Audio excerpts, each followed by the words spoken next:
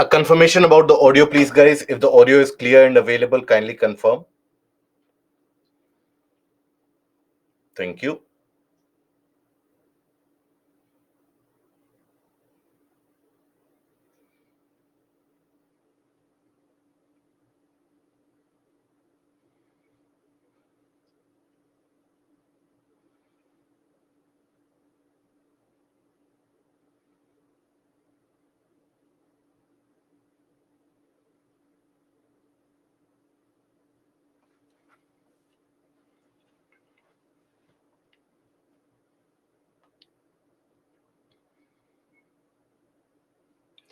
So, hello, a very warm good morning to all of you, and welcome to Baiju's Exam Prep IAS. Welcome to another session for geography, where today we shall be furthering our study in the portion of Indian geography. Now, in the last weekend, we had covered up till the area around. When we talk about the portion of Indian geography, we had studied about the physiography. We understood what are the major physiographical divisions of the country.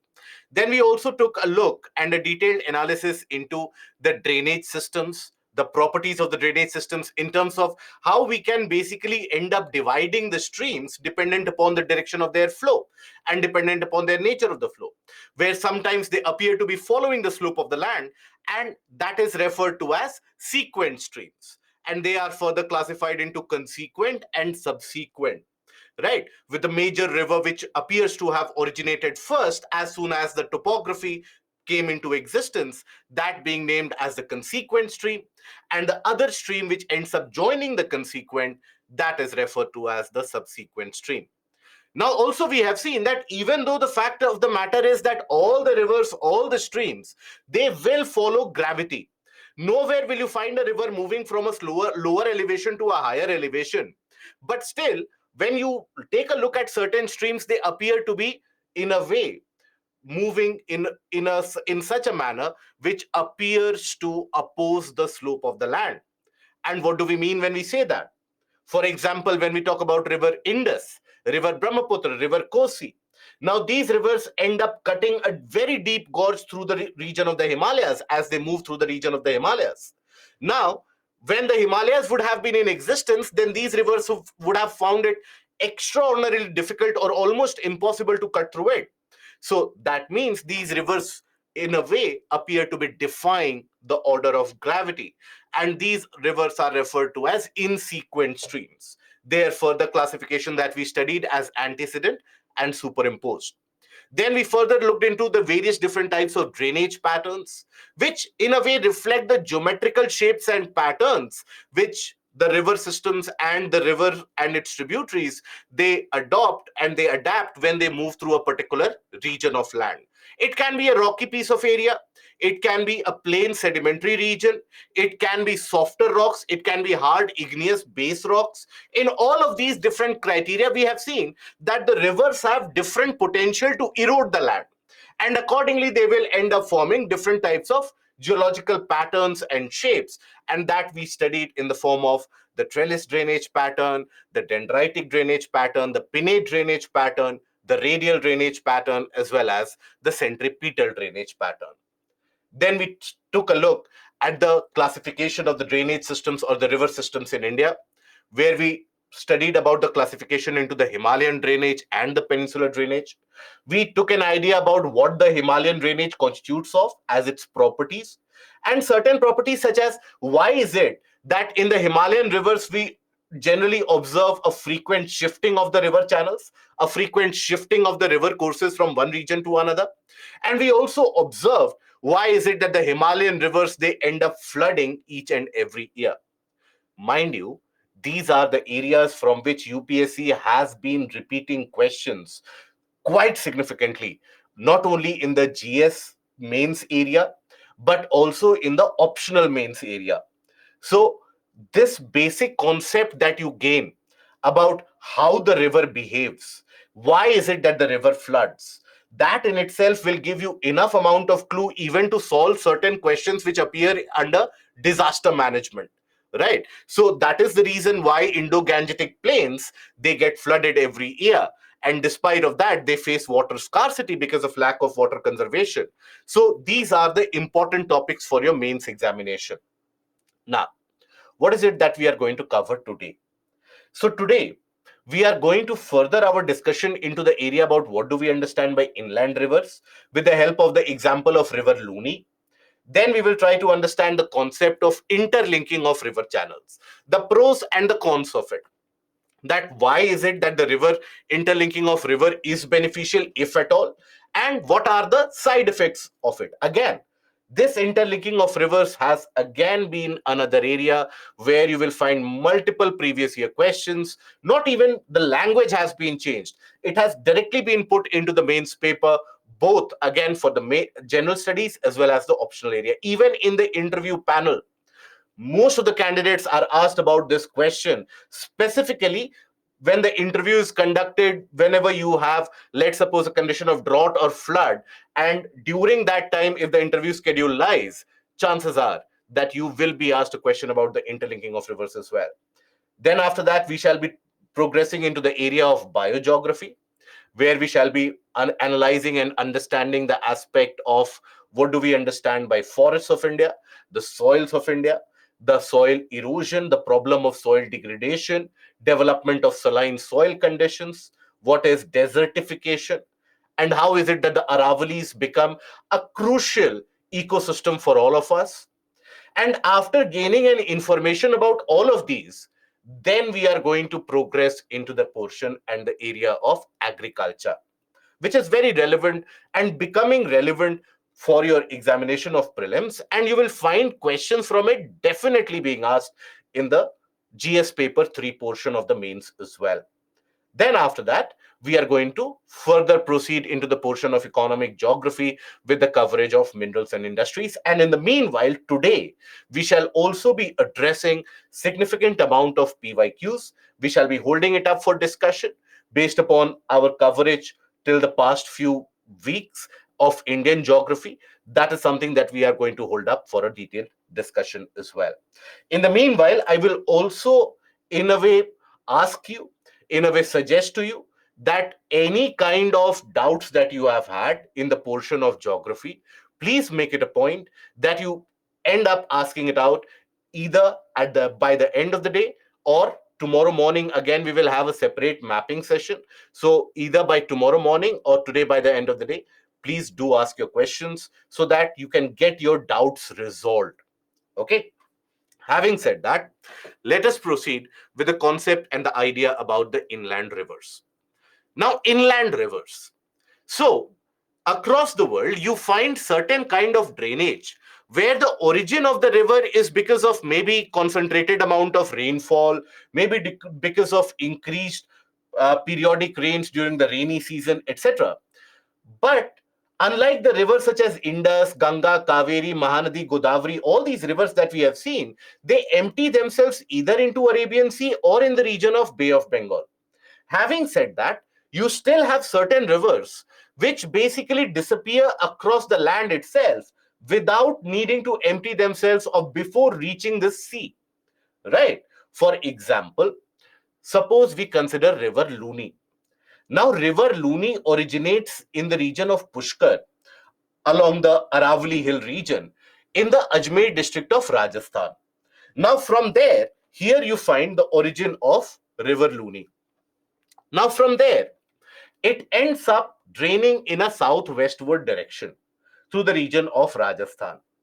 And before entering into the Arabian Sea itself, long before that, this river disappears into the region of Run of Kutch. Now, just so that the word disappear should not end up confusing you, it is not as if the river will go hide underground somewhere or go into the subterranean region somewhere like that. No. When we say disappear, the flow of water reduces so significantly and so quickly that eventually you will come across a situation where there is no water at all, right? You don't have any river channel at all.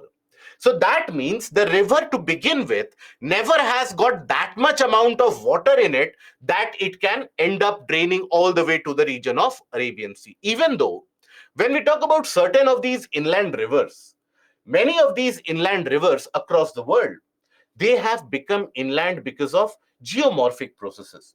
In the sense that what is postulated by the geographers is that at one point of time in history, they would have come across a situation where the river would have originated just like any other situation from a hill or a mountain.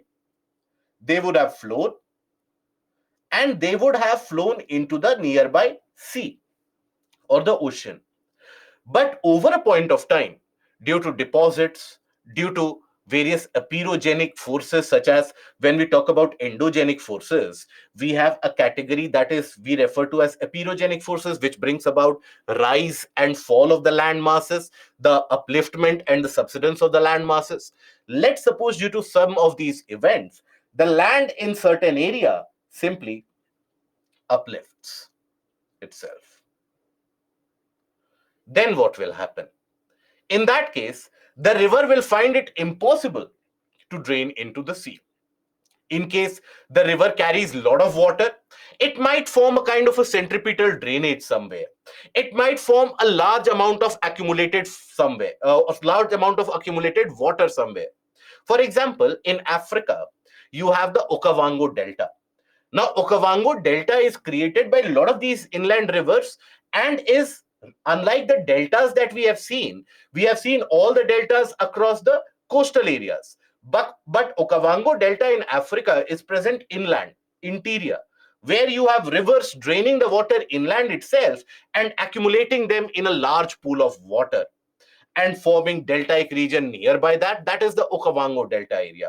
So similarly, in many of the cases, you will find that the geomorphic processes in itself, they are sufficient to create an inland river. However, having said that, when we talk about India, in India, you have amongst the inland rivers, you consider River Ghaggar.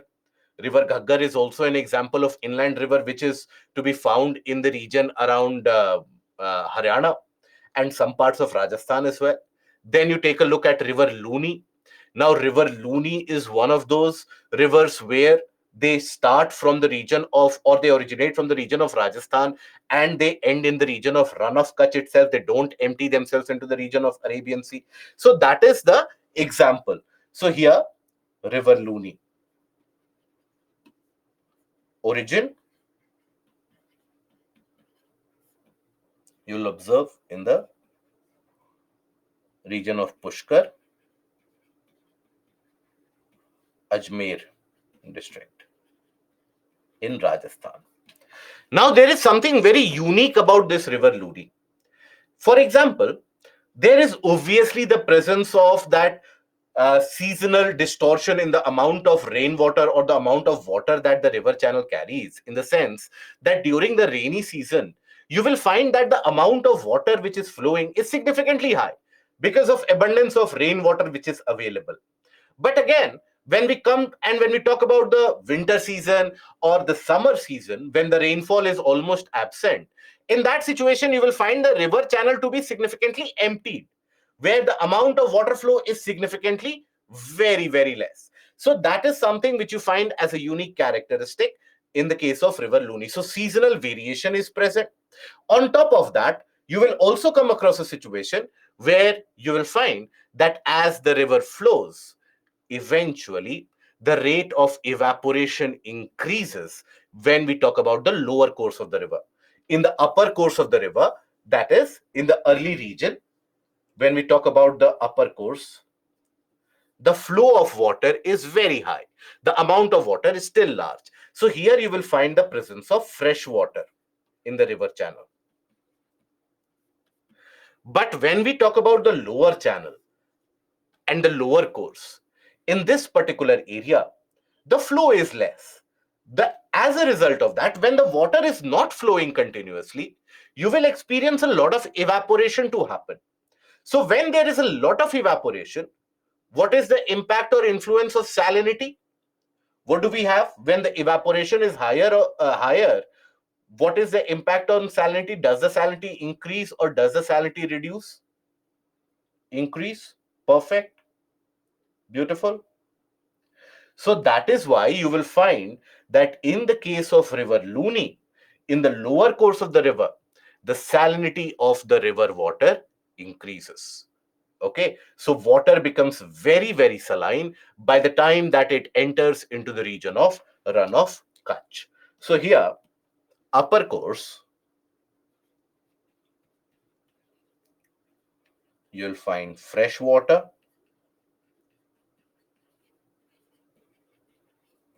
Lower course, you'll find saline water. Okay, I hope that is clear. Now, then we come across the concept of interlinking of rivers. Very, very important for your examination. I cannot end up overstating the relevance of this for your examination. If you are studying it for the optional perspective or the GS perspective, this becomes very prominent topic. And for this, you keep on adding the points as you move ahead for your examination, because this is one of those topics which has been in discussion across the portion of current affairs for the past 20 years now, right? So this is something which has always been asked in UPSC quite frequently. Course means, see, Shweta, when we say the river course, here that means the channel pathway that it takes, and the flow of the river is divided into three paths. The upper course, that is in the region where the river originates; the middle course, that is in the mature stage; and then the lower course, where it ends up meeting the sea. Okay. Parshuram, the evaporation rate is higher in Gujarat compared to Rajasthan. No, we are not talking about the evaporation rate of region specific. We are talking about that, suppose when we talk about even the rivers flowing through Gujarat, even in that, if the flow is very high, if the amount of water is continuously flowing, then the rate of evaporation comparatively is less. I'm not saying it is absent, comparatively is less. Whereas on the other hand, if let's suppose the water, rather than flowing, it lies stagnant in one region, that means there will be evaporation, isn't it? There will be loss of water. So that is why in Gujarat it ends up becoming the region of saline water. I hope that is understood.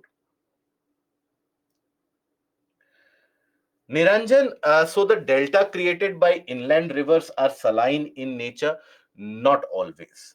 For example, when we talk about the Okavango Delta in the region of Africa, now there, the excess amount of salinity oftentimes is also absorbed by the thick amount of vegetation which is present there. But also, there is a large seasonal variation in the terms of inland delta. When we talk about the seasonal variation due to rainfall is extraordinarily high, where during the dry season it almost ends up becoming the size of a lake, right? Or a pond of sorts. But when there is rainfall, the amount of influx of water is so high that area almost 5 times its size ends up being covered in water body itself. So that is why, due to that seasonal fluctuation, if you take an year-long average, you cannot end up conclusively saying that it will always be saline water. But in many of the cases, it can definitely be saline water conditions. Okay, I hope that is again understood. Now, after this, interlinking of rivers. So the concept, what is the concept of it? And where did this concept come from? So rivers, primarily, if you think about the role played by the rivers, significantly and historically, we have also seen that over the past 3,000 years or so, rivers have been used for life. In the sense, when we say life, that means availability of drinking water, which is very important for the sustenance of life. Availability of water for the cultivation of crops, again, very, very relevant for the sustenance of life as we know it. Availability of water for the animals and the rearing of animals, again, very relevant. So rivers, in a way, have been very important indicators for the sustenance and the presence of life forms. And secondly, they have also been used historically for navigation purposes. Now, in India, we experience almost 75 to 80% of our rainfall occurring in the short span of 2 to 3 months during which the monsoon comes over.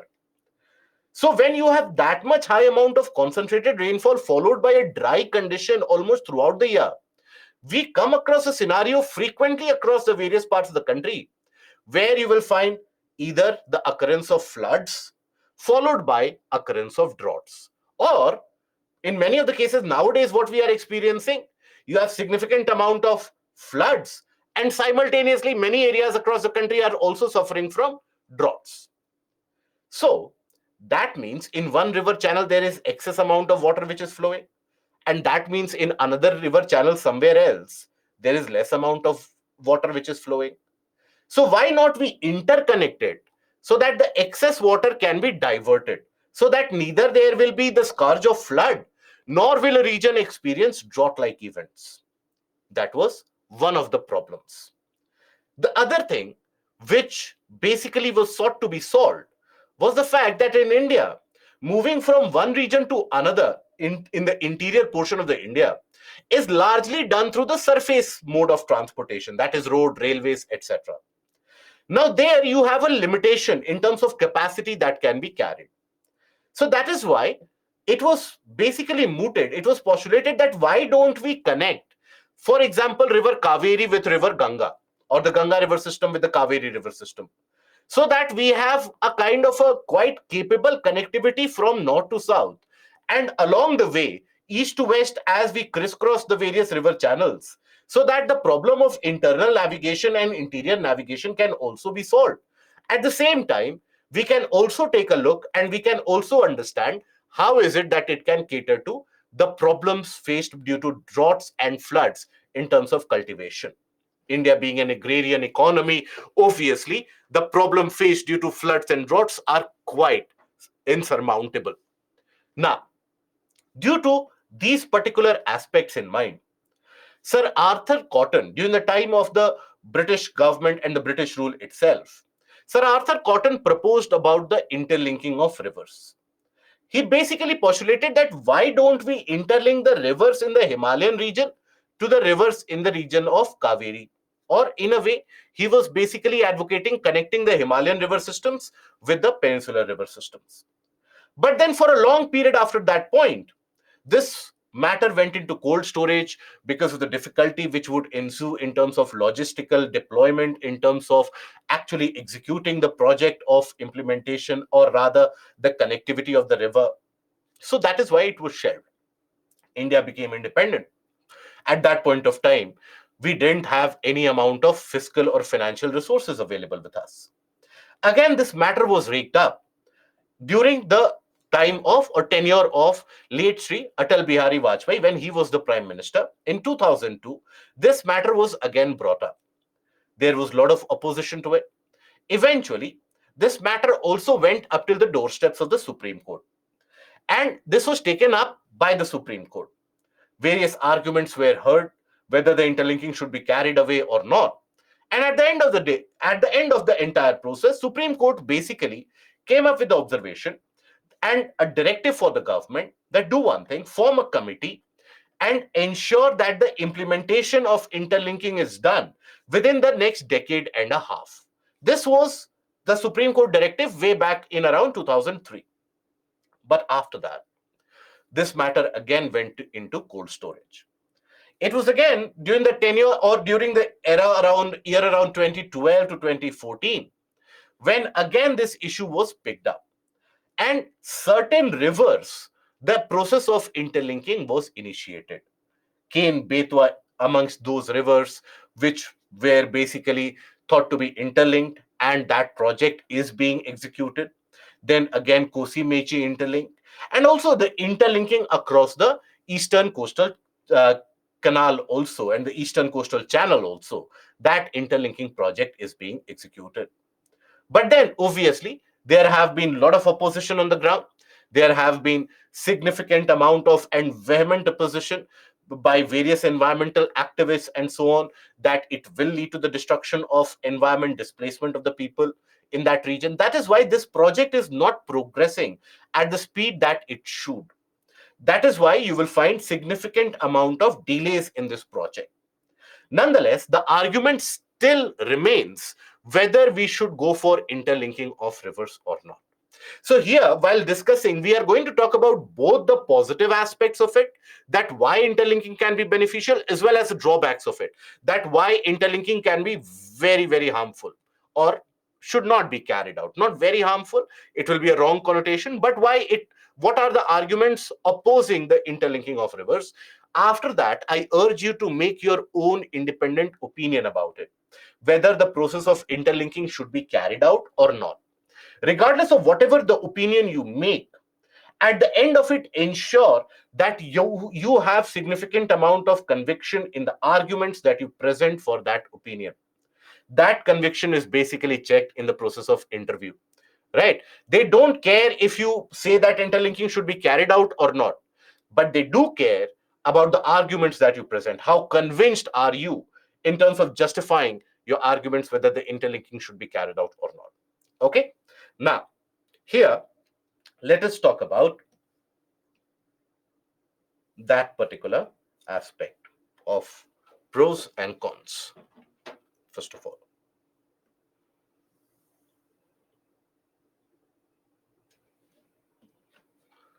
arguments in favor,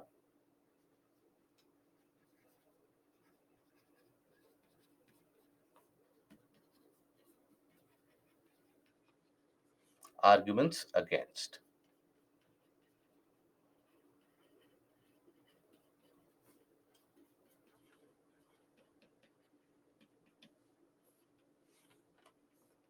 Okay, now first of all, let us consider the arguments in favor. So what will be the benefit if we go ahead with the interlinking of rivers? Let me know. What are the points that logically comes to your mind and naturally comes to your mind?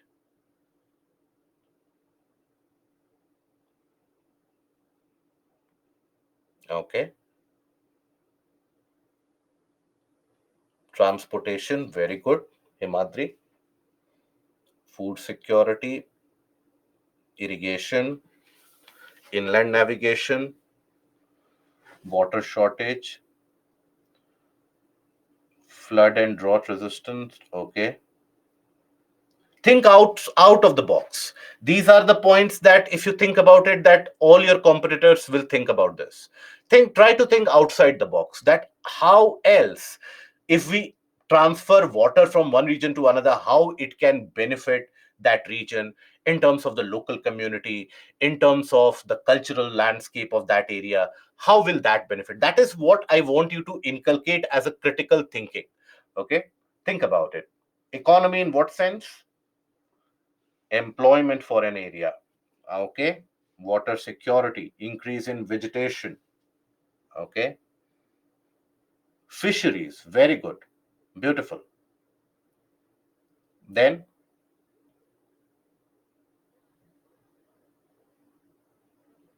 okay, water security, economy. Okay, fair enough. Improve biological diversity in drought prone areas, beautiful. Electricity, very good.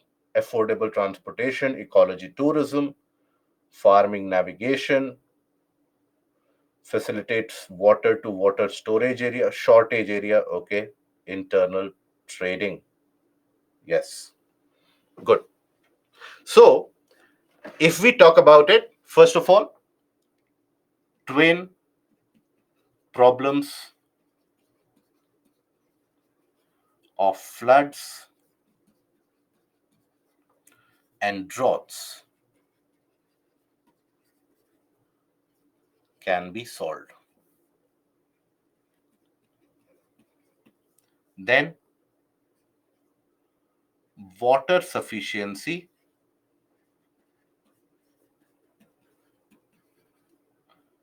or rather water security, can be attained.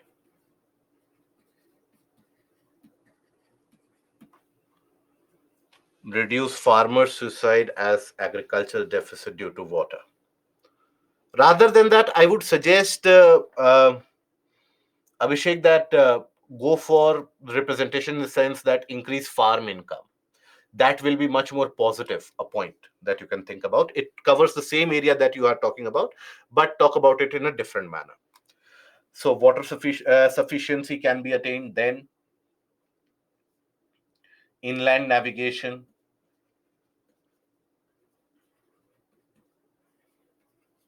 then increased area can be brought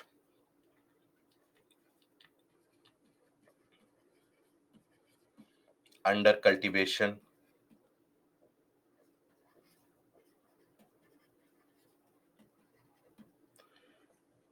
right, by providing water for irrigation.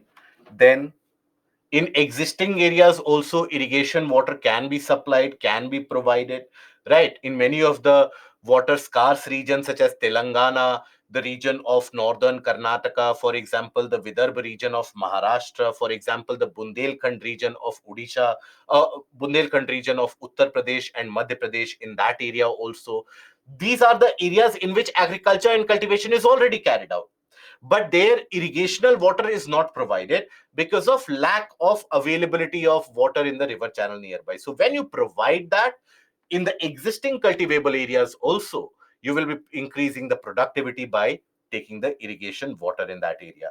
Okay, so irrigation, it can be included in the same point also or separately as well. Irrigated areas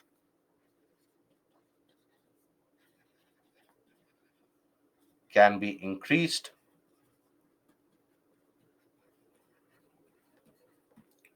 Then after that, here we can talk about economic benefit. So first of all, fisheries, and in a way fish catch, blue revolution of sorts, that can always be encouraged. Then inland transportation and trade,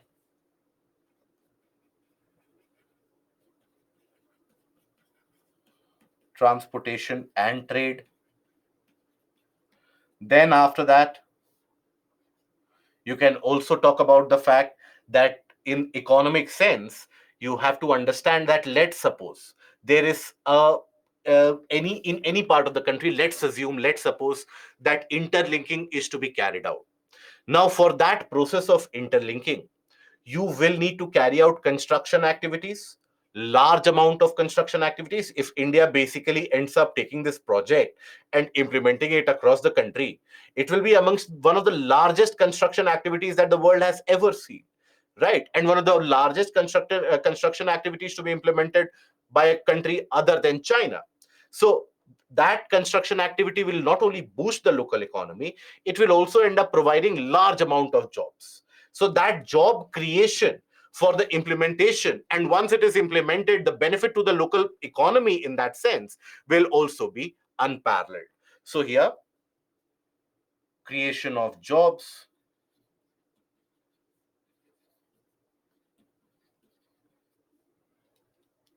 and boost to local economy.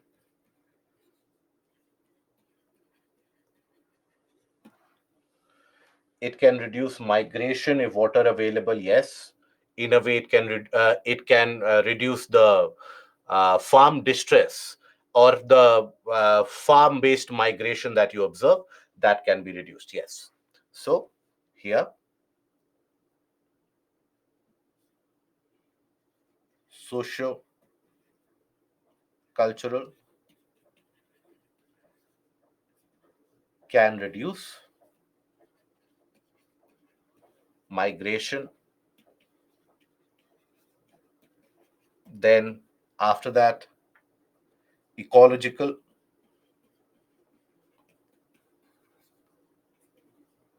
benefit, biodiversity, by providing water.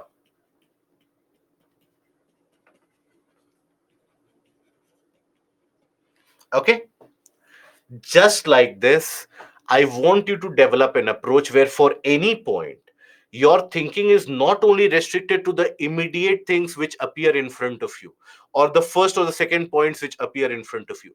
Think about how you can diversify it.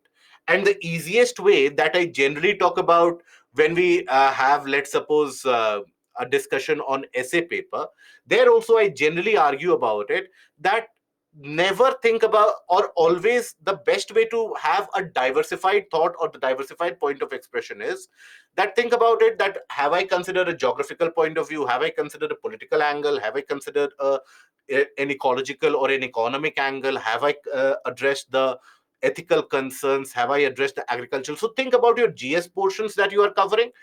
Each of the topics, each of the subjects will be able to provide you one of the points associated with that. That is how you can diversify the points. For example, one of the points which is very, very nice, which I was waiting for a long time, has been given by Abhishek, that once you share the or interlink the rivers, water sufficiency also means that it will end up lessening the interstate disputes in many of the areas. So that is basically one of the good arguments, that in terms of the disputes that you see, for example, Karnataka and Tamil Nadu, Punjab, Haryana. So, due to the water sharing agreement, etc., there's a frequent conflict and dispute which arises. So, once you provide water sufficiency by the interlinking, political disputes will obviously abate, right? How flood problem will solve? Because why is it that the flood occurs? Because in one channel you have excess water, that is why that channel will flood. But what if you divert that water? As soon as the amount of water is increasing, you divert that water to the interlinking canal to some other area or some other channel where you have water deficiency. That means in that area you can always end up attaining control over the flood. Okay, so here one of the other arguments that you can include will lessen interstate disputes due to water share. Very good.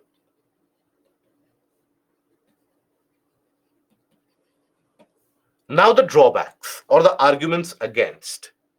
What are the various different arguments against the process of interlinking? So,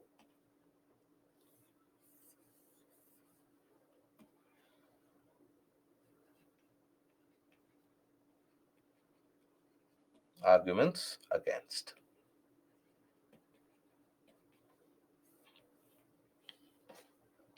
Rehabilitation, okay. In Punjab, Haryana, the dispute is due to interlinking of Satluj and Yamuna. Yes. Interlinking can also be combining of rivers.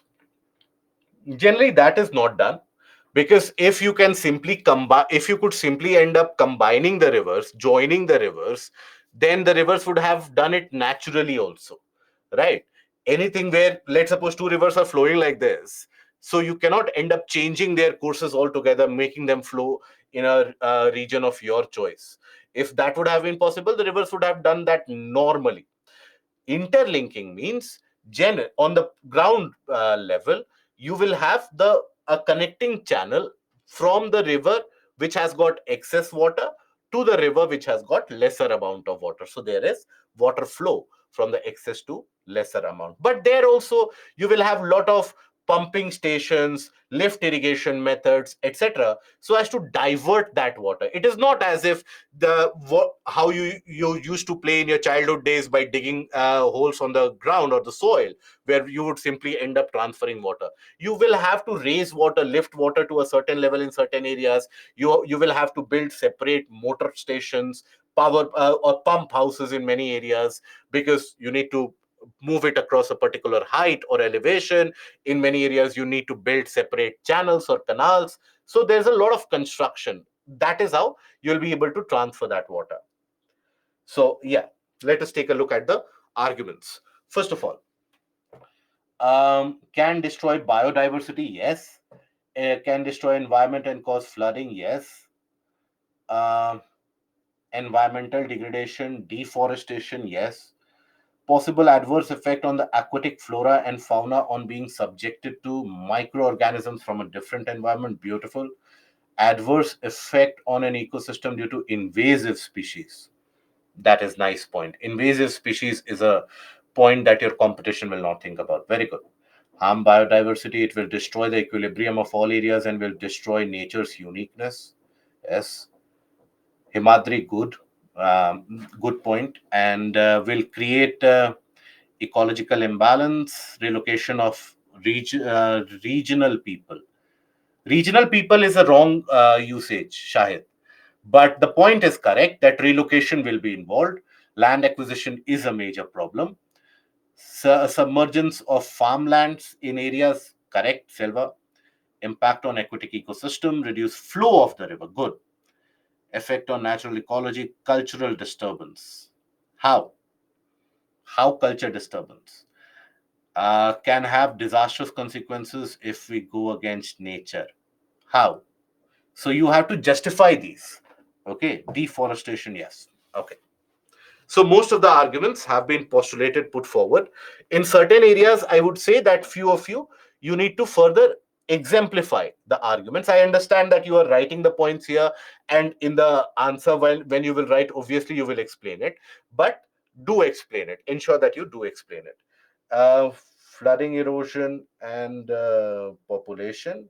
Okay, population relocation. I hope you are talking about reduced biodiversity, disrupted ecosystem, and destruction of forests or wetlands. Good, good points. First of all, very high cost involved.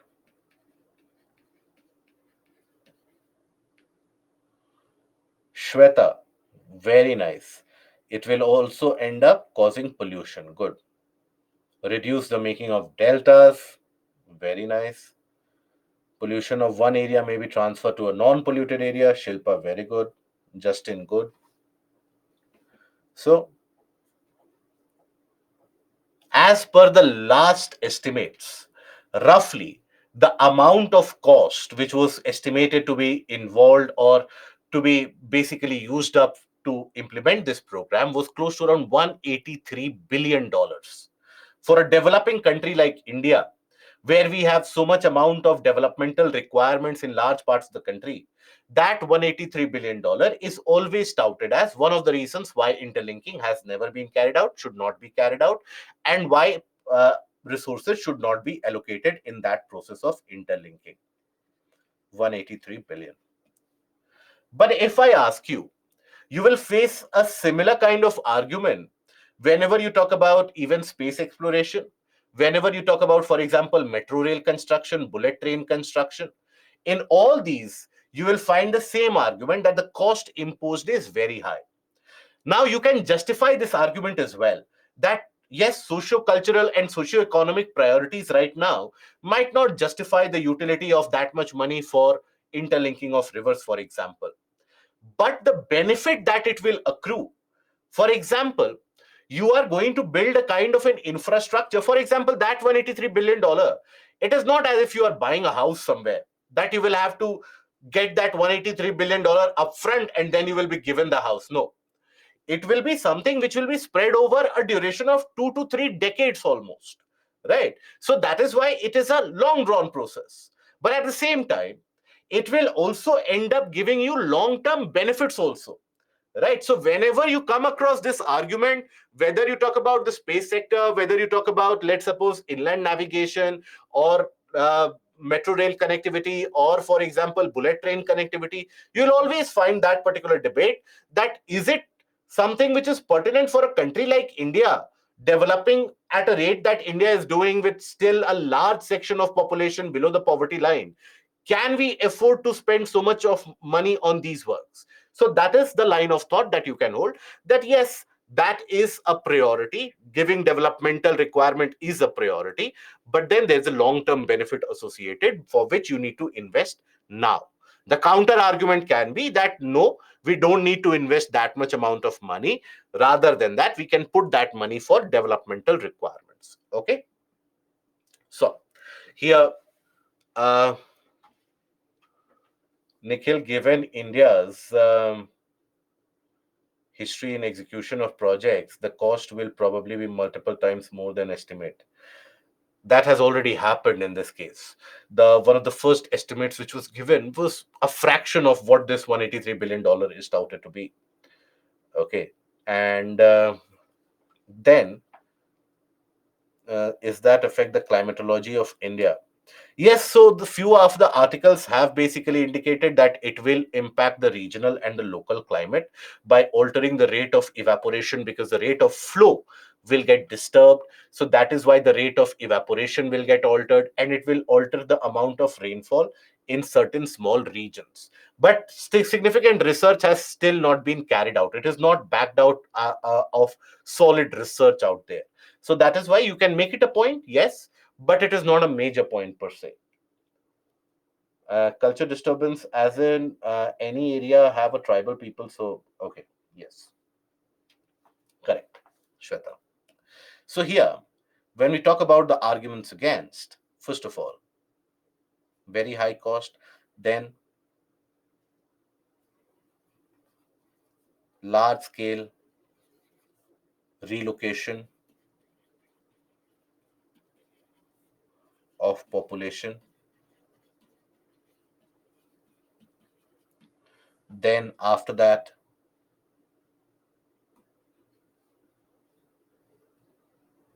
here, relocation means displacement itself, then loss of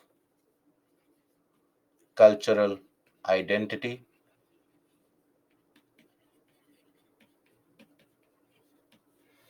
then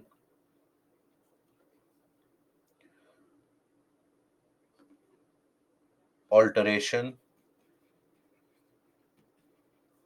to the ecological flow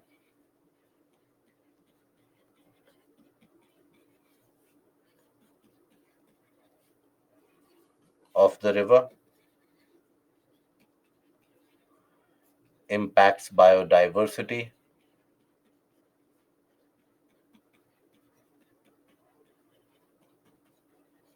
For example, when we talk about the interlinking, so for that, if the flow is reduced, many of the species, such as freshwater fishes, such as riverine dolphins, they depend on that flow to bring them the availability of food, nutrients, etc.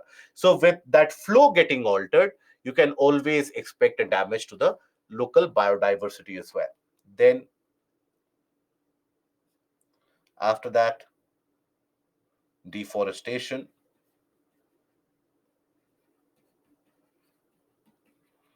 and fragmentation of habitats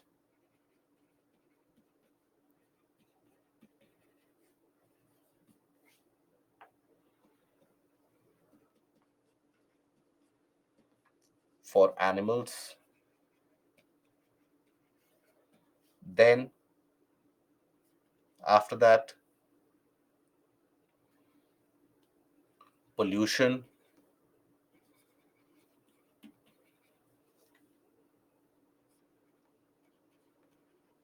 due to linking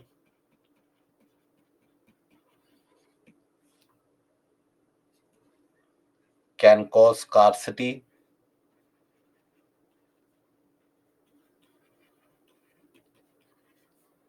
in both river channels,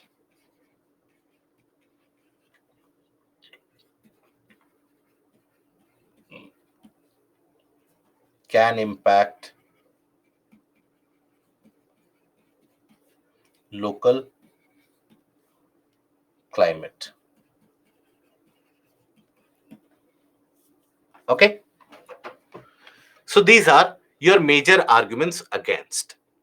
Now, at the end of the day, as I was telling you, you need to form your own opinion whether interlinking should be carried out or should not be carried out. But what if you are supposed to write an answer in the mains examination or give an answer in the interview board, that whether it should be carried out or not? Let's suppose you hold an argument that it should be carried out, or you hold an argument it should not be carried out, and you present your arguments. The end of it, the conclusion of it should always involve the points that this is not going to be the final solution for water security, regardless of whether you interlink it or you don't interlink it. you will need to save water at the local level in order to, at the micro level, that water conservation needs to be carried out in order to ensure water sufficiency and security for the coming generations as well. So, sustainable utility of water is the way forward, right? Now, whether it is about the cost factor of it, whether it is about the twin problems of flood, etc., all of that can be tackled, but that should be your end conclusion. Okay. The diversion of water from eastern areas may result in rise of temperature in the region of Bay of Bengal. Uh, Not so much so. Yes, there I have read that particular article as well about Brahmaputra River. If it is transferred, then how it can bring about a rise in temperature. But you also have to understand that due to the flow of so much amount of fresh water, that is one of the reasons why Bay of Bengal experiences stratification of water or layering of water, which is an important instrumental part in Bay of Bengal experiencing high temperature as compared to normal. So if you have lesser water flowing through it, obviously there will be less cooling effect, but at the same time it will have a counterbalance due to less stratification cost as well. Can impact aquatic animals? Yes, this is what we are talking about. When the ecological flow of the river is impacted, it will impact the biodiversity. Now, the project of interlinking of rivers has been divided overall into three components. One is the Himalayan component, where the aim is to join the Himalayan rivers, right? So here you have, amongst the projects which are being carried out, you have the Kane Betwa interlink which is being executed, and also the Kosi Mechi interlink which is being executed, amongst the major ones. And in the peninsular components, you have few of the other components which are being executed. So one of the component of interlinking is the interlinking of the Himalayan rivers. One of the component of interlinking is the interlinking of the peninsular rivers, and the other component is the final interconnectivity between the Himalayan and the peninsular rivers. Okay, so these are the three interlinking projects. Now, the Kane Betwa interlink project, for example, it aims to provide water into the otherwise dry regions of Bundelkhand, which is significantly and very, very dry. So, in those areas, you have a lot of crop failures, farm failures, which are being experienced historically. And that is the region where you will find that there is a lot of migration, away migration, where the farmers, they have abandoned their land because of low productivity, and they have moved to the nearby urban areas to work as landless laborers. So in that Bundelkhand region, this Kane Betwa interlink seeks to provide water and water security. Having said that, this is the interconnectivity which is in a way going to also submerge large amount of area under the Panna Biosphere Reserve. So that includes significant amount of land area under tiger habitat which will undergo submergence. So that is again a dangerous path. So that is where you have a lot of opposition, lot of contradiction, which is also provided for that. Having said that, it is still being implemented and executed. Okay. Now, after this, here I have provided you with the link for the list of the various different storage structures across the country, even though I will be covering very briefly about it tomorrow in the mapping session. But on that link, this is basically a government website which is going to be updated. So let's suppose you are going to appear in the examination tomorrow, next year, or the year after that. Please do visit this website and keep yourself updated about the various storage structure and also the various interlinking which is being carried out at various stages of implementation and execution. You will be able to visit this website. Having said that, I would always urge you, please don't follow the methodology of simply and blindly rote learning this. Okay, don't follow that methodology. Only the portion that you feel is going to be or is present in the portion of current affairs, those are the areas that you should study. Okay. Now, after this, we come to the portion of forests. Now, when we talk about forests, so this is again going to be relevant both for your prelims as well as for your mains examination. In your prelims, the relevance is going to be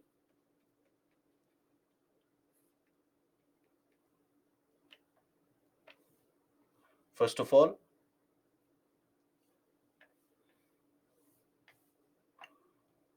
regional distribution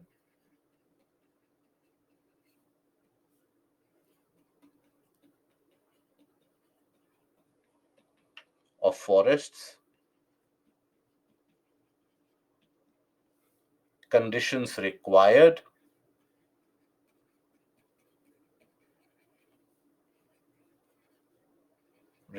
for growth.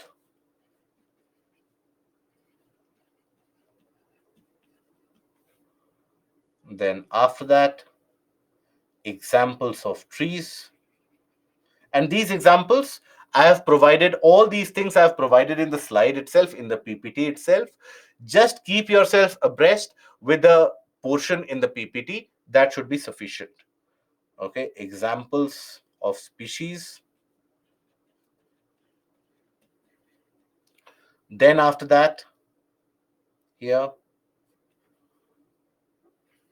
state of forest report.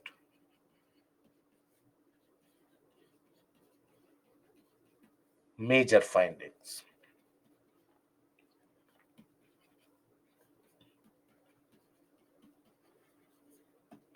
And also in the mains, the same area is going to be asked.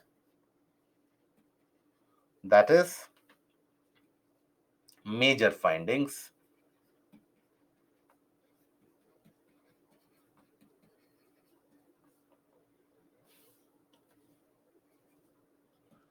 in the state of forest report.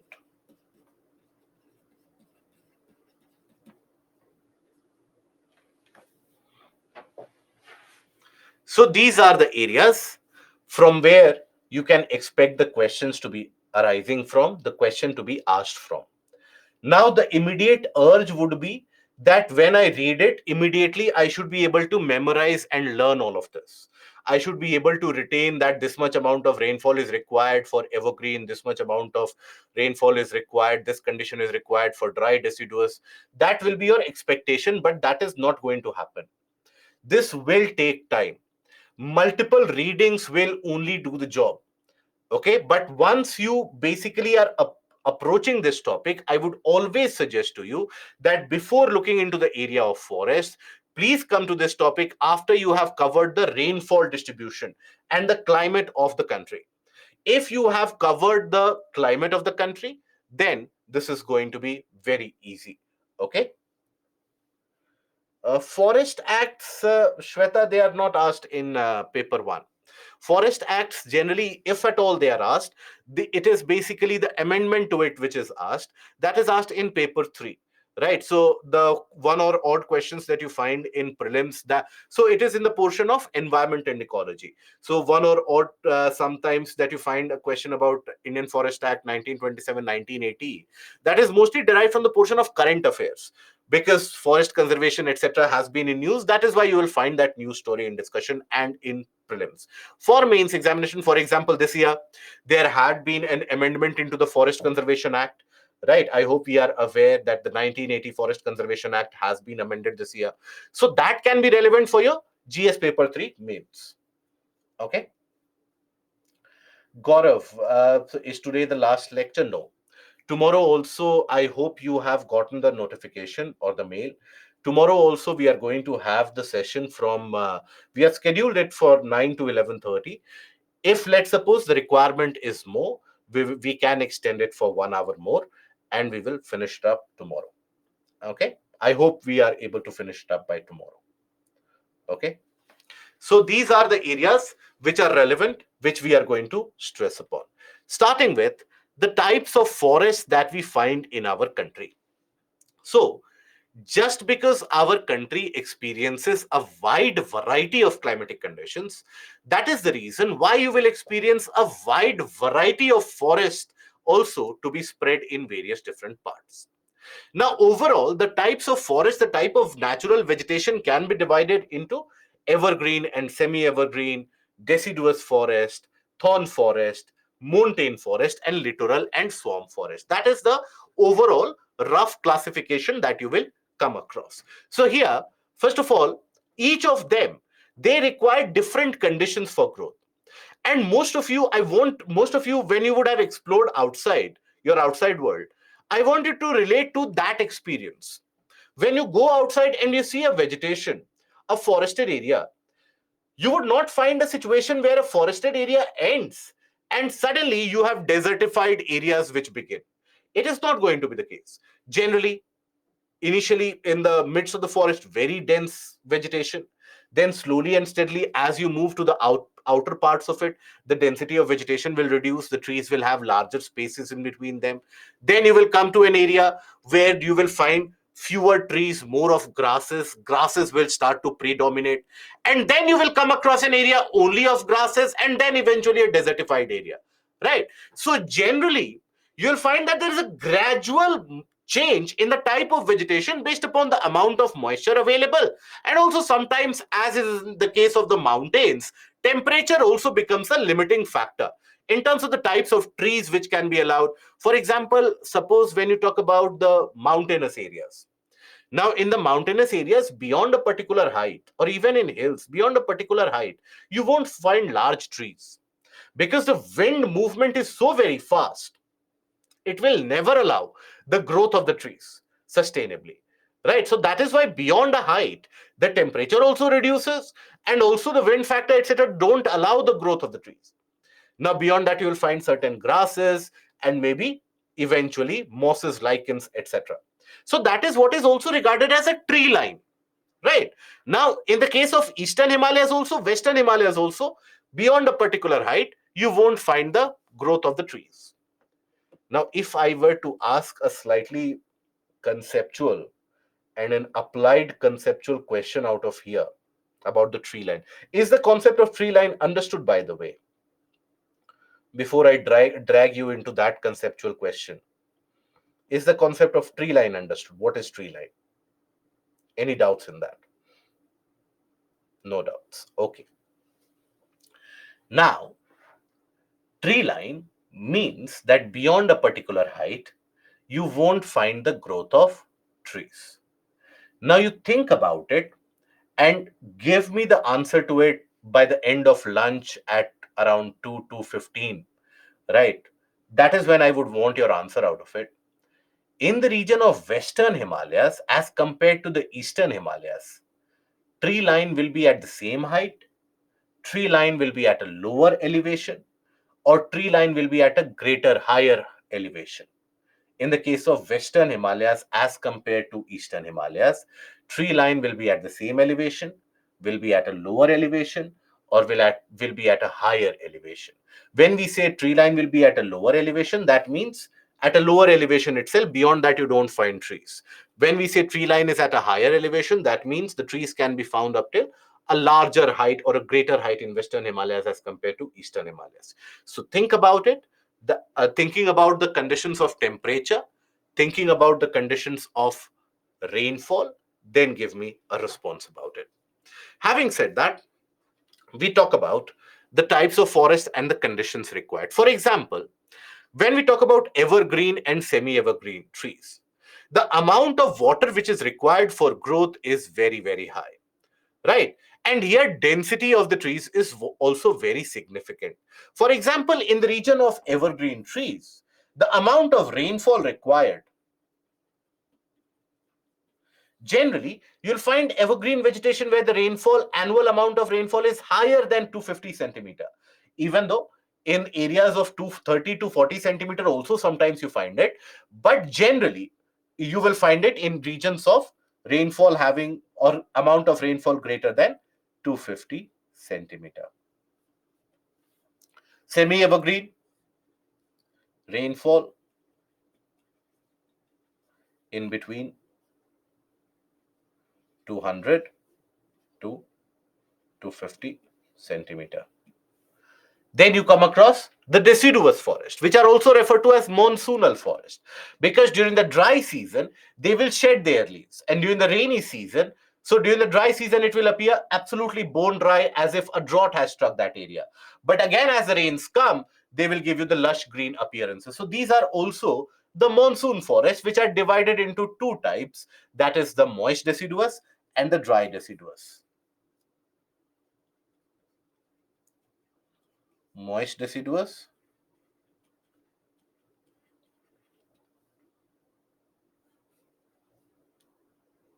good Niranjan.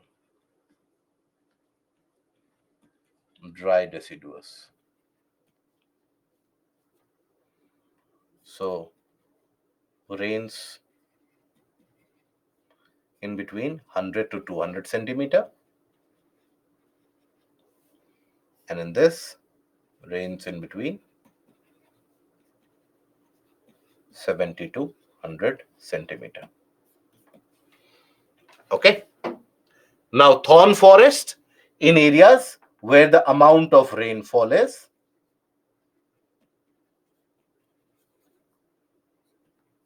in between 60 to, or in a way 40 to 70 centimeter. So, at the boundary regions of evergreen, you will generally find semi-evergreen. At the boundary regions of semi-evergreen, you will find on one side evergreen in the more rainier areas, and in the drier areas, moist deciduous. In the boundary regions of moist deciduous, you will find the dry deciduous. And then in the boundary areas of dry deciduous, you will find thorny forests. Right? The deciduous forests are the most dominant forests across the country. These are your most dominant.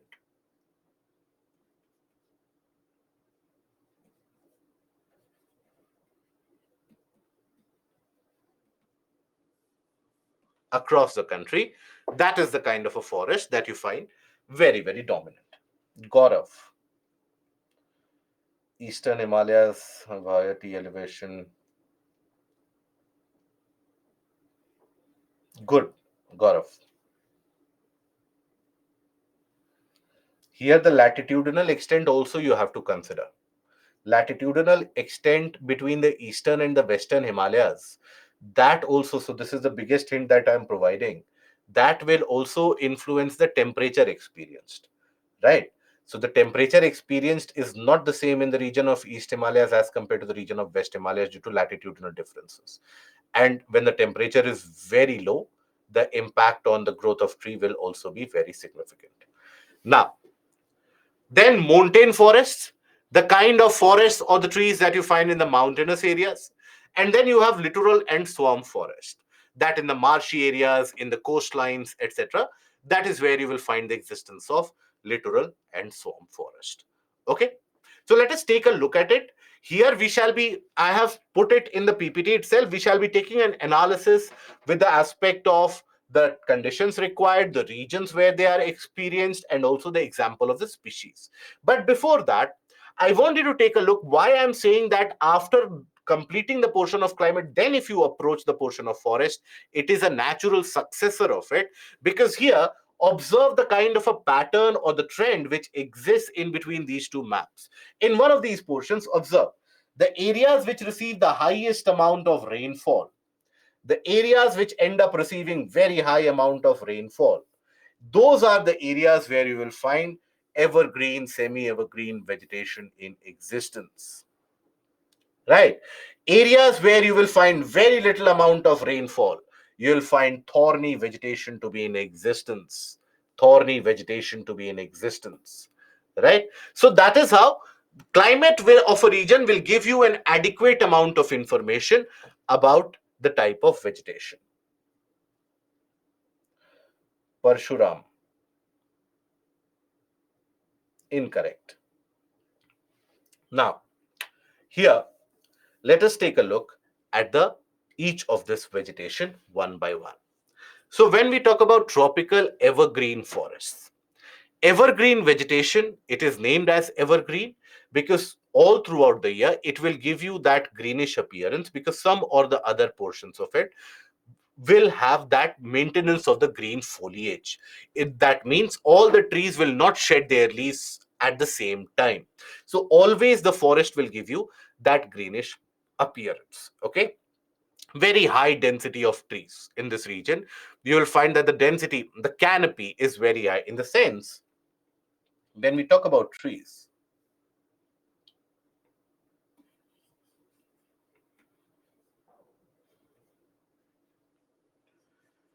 So this portion is what is known as canopy of a tree or a foliage, right? And if you analyze this region, the area covered by the canopy is the canopy cover or the canopy density. By that only you are able to analyze what is the density of the forest, whether a forest is very dense, moderately dense, etc. That is with the help of that canopy. Having said that, this kind of vegetation is to be found in areas where the temperature is generally on the upside of 22 degrees Celsius, rainfall consistently above 220 centimeter, okay, annual precipitation of over 220 centimeter, annual temperature above 22 degrees Celsius. So which areas of the country experience that? Western part of Western Ghats, portions in the northeastern region, and also Andaman Nicobar Islands. So in those areas, you will find the presence of evergreen vegetation and the evergreen forest. Rosewood, mahogany, any, ebony, these are your examples of evergreen vegetation. Then, as you move to slightly less rainier areas, where the amount of rainfall ever so slightly decreases, there you will find the semi-evergreen, where the spacing will be slightly more as compared to evergreen. Sunlight will be able to penetrate to the ground surface. So unlike the case of evergreen, here you will find some amount of vegetation to be growing even on the ground surface. So they are found in less rainy parts of the region of Western Ghats, northeastern region, and also in Andaman Nicobar Islands also you'll find them.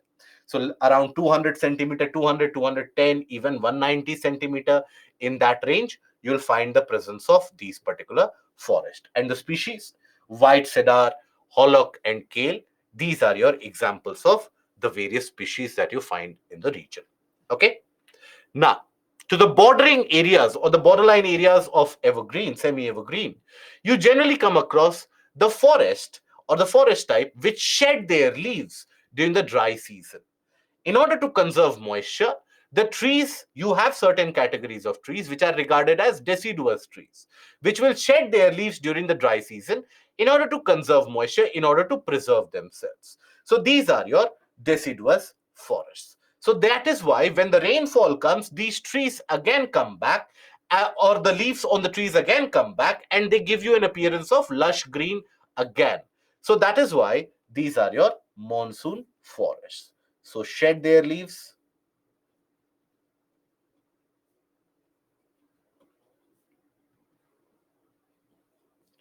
during the dry season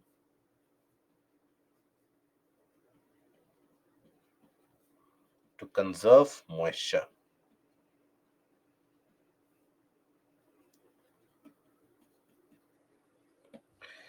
Now here basically they are also classified into two types, moist deciduous and dry deciduous, depending upon the amount of moisture required by them for their growth. Moist deciduous you will find only in the areas around the foothills of Himalayas, in certain areas of Chhattisgarh, Jharkhand, West Bengal, Odisha, in the region of the Western Ghats, also in certain areas you will find, in certain northeastern regions also, Andaman Nicobar Islands also. In those areas you will find moist deciduous. The amount of rainfall which is said to be required is between 100 to 200 centimeter. But ideally, moist deciduous will grow in regions where you have 120 to 140 centimeter of rainfall. That is the region where you will find this moist deciduous to be growing. So here, rainfall between 100 to 200 centimeter. Eastern states along the foothills of the Himalayas, eastern slopes of the Western Ghats. So even across the certain areas in the northern part of Bihar, extremely northern part of even Assam, West Bengal, Uttar Pradesh, even in those areas, you'll find this. Then slopes of Western Ghats, Andaman Nicobar, parts of Chhattisgarh, Jharkhand, West Bengal, and Odisha. Species. So here, think about it, that majority of the tree species that you would have heard about, that you would have come across, which is important and relevant for commercial purposes, those are the major kind of tree species that you find. So teak, sal, sisham, hurra, mahua, amla, simul, kusum, and sandalwood, these are the examples of the tree species that you find for this, right? So teak, sal, sisham, Very, very relevant, very, very in demand for furniture building and commercial activities, even sandalwood for that particular matter. Okay. Now, then you have dry deciduous, rainfall requirement between 70 to 100 centimeter, and it is spread across almost the entirety of the central part of the country. Plains of Uttar Pradesh, then Bihar, then Madhya Pradesh, portions of Maharashtra, associated areas or adjoining regions of Chhattisgarh, Odisha, even in portions of Karnataka also. For example, in central portion of Karnataka, there also you will find this. So this is very, very widespread across different parts of the country. So here you will find plains of Uttar Pradesh, Bihar, MP, right? Higher rainy regions of Peninsular Plateau. So Tendu, which is significantly used for rolling of cigarettes, right? You have dried Tendu leaves. They are used for BD manufacturing. BDs are made, and that is hand rolled with these Tendu leaves. In majority of the areas around eastern Maharashtra, around the region of Gadchiroli, you will find that this is one of the major economic activities carried out by the tribal population, for which the pay is very, very meager, very, very minimal, but that is a major occupation. Red sanders, heavily smuggled, originally found in the Sheshchalam area of Andhra Pradesh. That is where it is indigenous of. Now, this red sanders, it takes almost 20 years, 15 to 20 years to mature, right? So that is why it has got a long gestation period. And then when you cut it down increasingly and you smuggle it, the trees, they don't get enough amount of time to regenerate themselves. That is why they have been put under the endangered category in the conservation of species. Then you have palas, amaltas, bale, khair, axlewood. These are your examples of the dry deciduous forest. Now, then we have the tropical thorn forest also. So thorn forest in the further dried up area or drier regions, and here rainfall received is less than 50 centimeter, and the region semi-arid areas basically around the region of Haryana, Rajasthan, Gujarat, even some portions of Madhya Pradesh, Rajasthan significantly. In all these areas, you'll find the rainfall, basically monsoon reaches at the end in the northwestern part of the country, retreats earliest from the region of northwestern part of the country. So the existence of the monsoon for the minimal time duration is to be experienced in the northwestern part of the country. So in these scarce rainfall areas, you'll find the thorn forest in existence. Babool, bear, wild date palm, khair, neem, khejri, palas, etc. are examples of this. Okay. Then montane.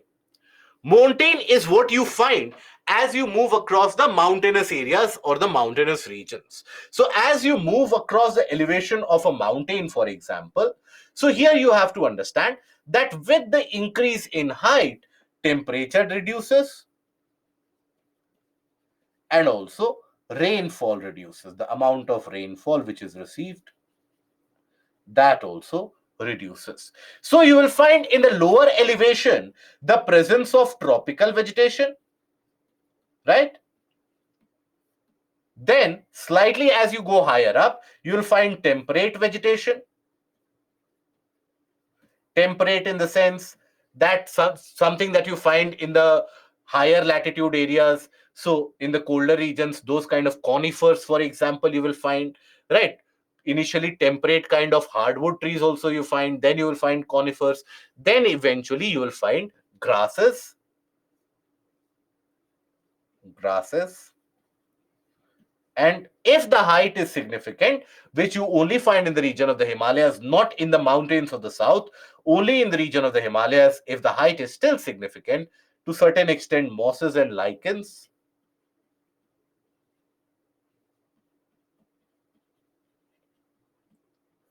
and beyond that, you'll find the presence of no vegetation.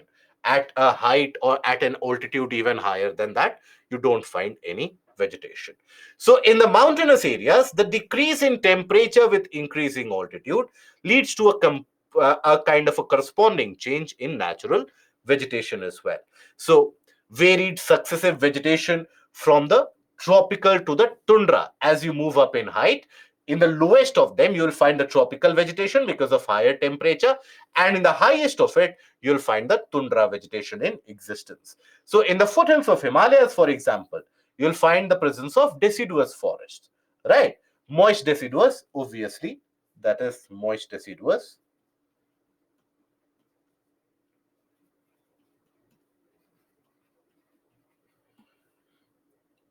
Only in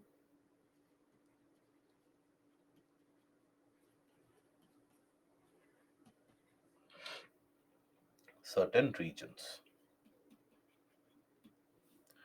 Then, as you move higher up, the temperature tends to reduce. So, at an elevation of 1000 to 2000 meters in the mountainous area, you'll find wet temperate type of forest which is in existence. Because of the amount of rainfall also is high because of orographic condition. So, that is why you will find wet temperate kind of forest. And in hill ranges of eastern and northeastern part of the country, you will find evergreen broadleaf because of very high amount of rainfall due to very high amount of rains.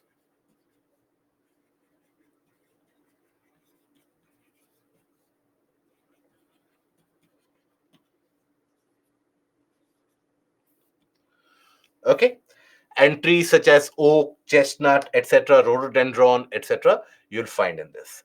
Then even you will find as you go slightly higher up many of the conifers which are also used for commercial purposes. So for example, cheer pine, chinar, deodar.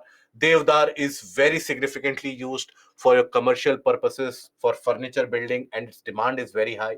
Cheer pine, for example, there the you will find that these trees naturally end up secreting some amount of oil, and that oil can be used for biofuel manufacturing. It is a different matter altogether that it is this oil and dried up oil which during the dry seasons and summer seasons they act as a kind of a fuel for forest fires also. They help in further spreading the forest fires, so they are disaster causing as well. But at the same time, they can be utilized as is being done in the states such as Sikkim. You have the utilization of this for commercial purposes for production of biofuel. Okay. Now, even higher that you go, 2200 to 3000 meter elevation, you'll find the presence of temperate grasslands.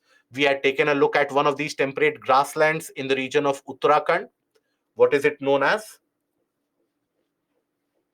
Bugyals. Very good. So you have the presence of bugyals in the region of Uttarakhand. Now, then furthermore, you come across pastures and eventually mosses and lichens, which represent a tundra type of vegetation. Okay, so here tundra vegetation in the form of mosses and lichens. Having said that, when we talk about the mountains of the south, the elevation is not very high. In many areas, the rainfall is high, but the temperature is not as low as you experience in the region of Himalayas. So the average annual temperature is higher in this area.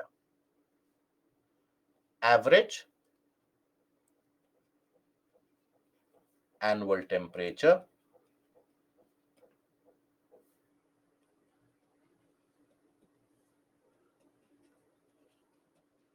is higher. Okay. So as the average annual temperature is higher, so the type of vegetation will also vary.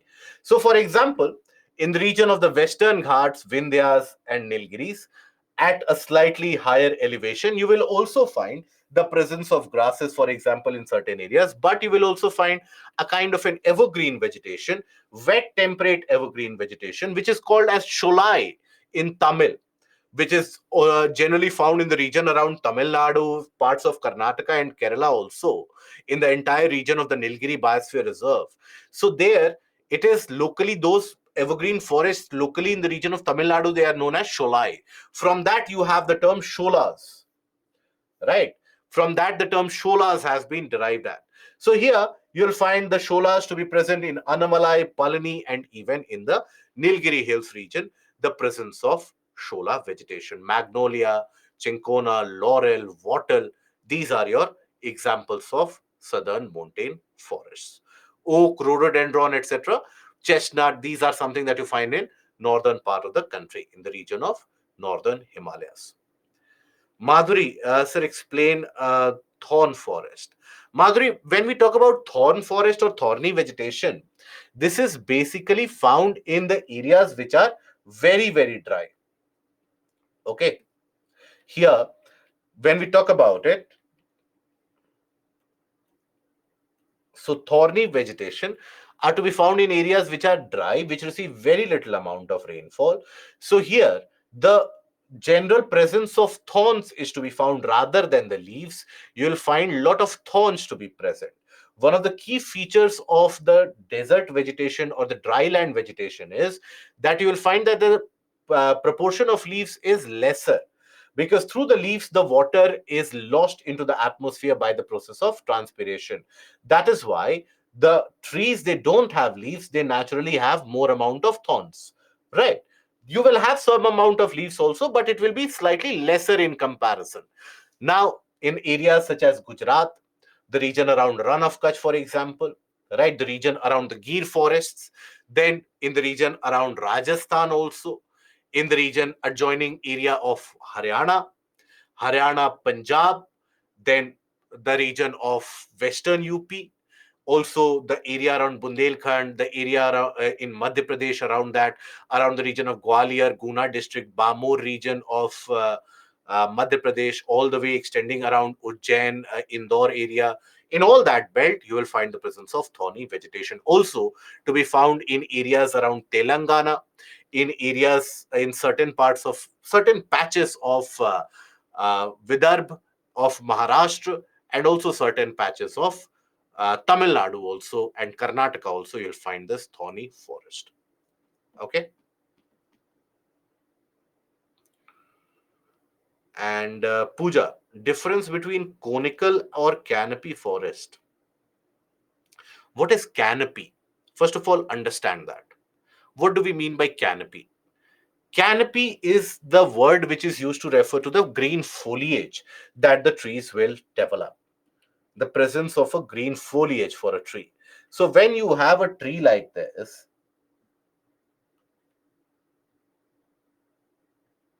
this is your canopy of the tree,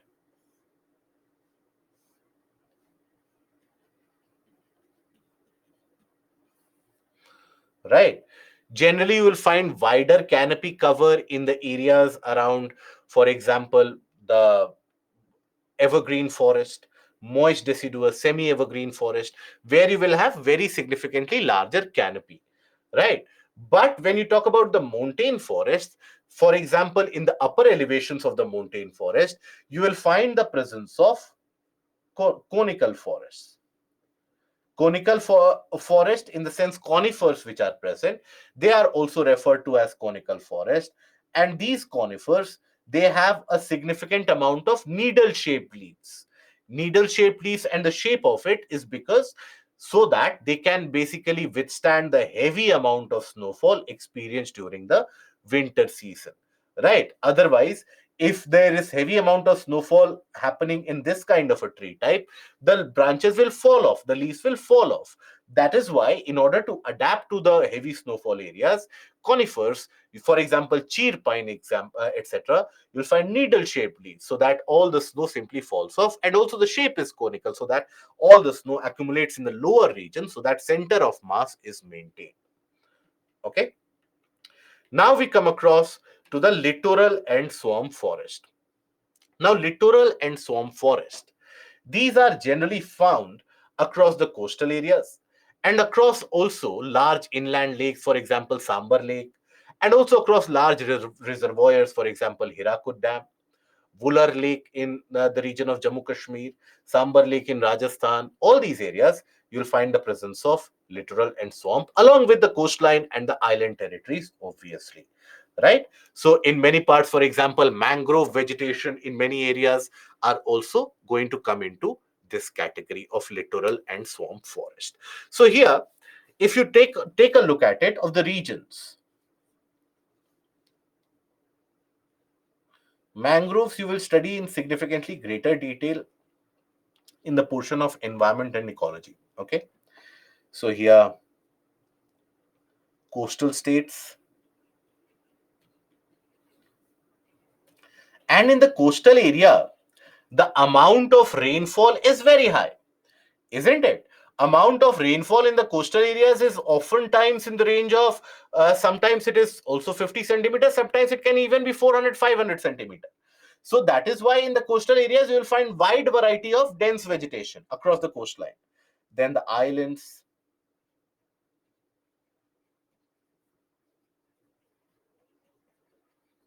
regions. Then after that, in the areas around Rajasthan, Run of Kutch in Gujarat,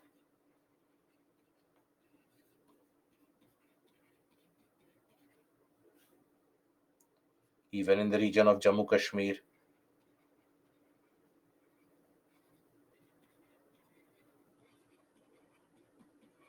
Coastal states from Gujarat all the way to West Bengal in Sundarbans. Okay. In fact, Sundarbans is one of the largest mangrove vegetation that we have in the country. And the name Sundarbans is ascribed from the name of a mangrove tree, that is a Sundari tree. It is from that Sundari tree where the name mangrove has been derived from. Okay, or from which name Sundarbans has been derived from. So Sundari tree,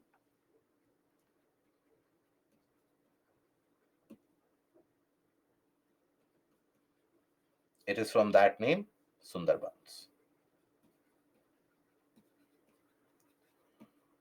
In Jammu and Kashmir, Gaurav, you will find littoral swamp forest around, for example, Wular Lake.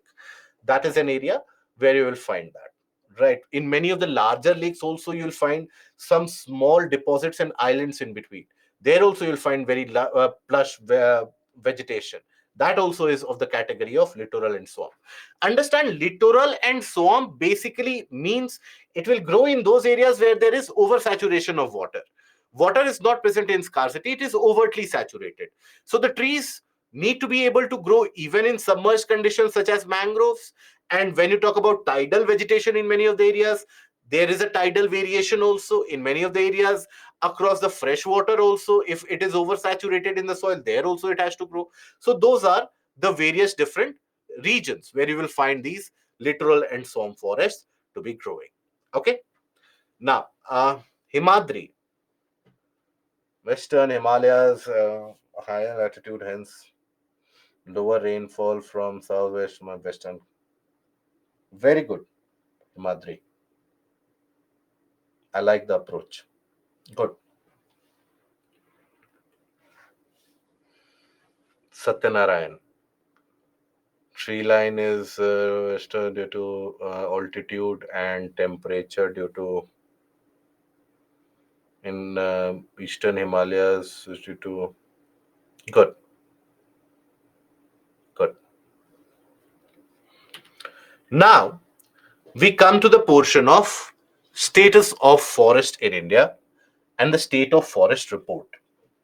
So basically, forest conservation has been thought to be as one of the mainstays of government policy for decades now.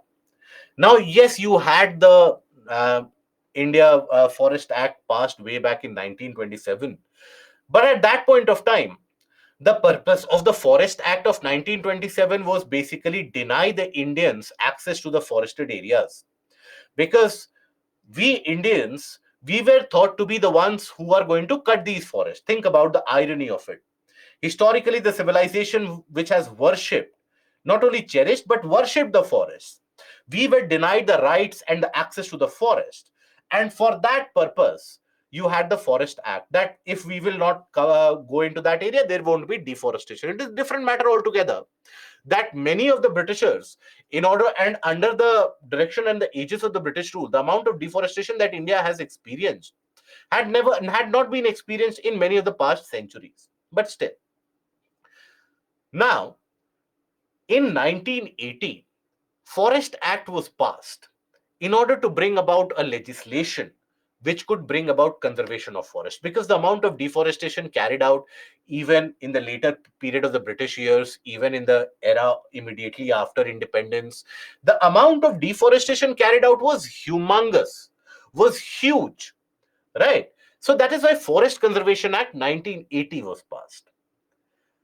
That then it was followed by National Forest Policy of 1988. So this National Forest Policy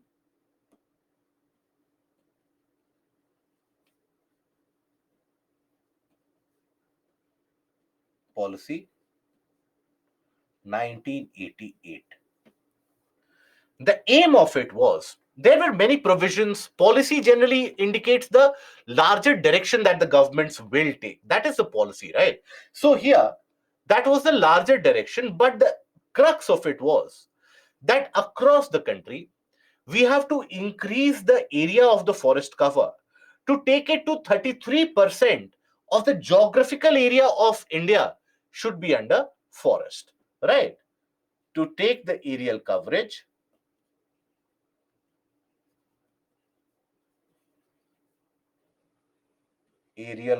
of forests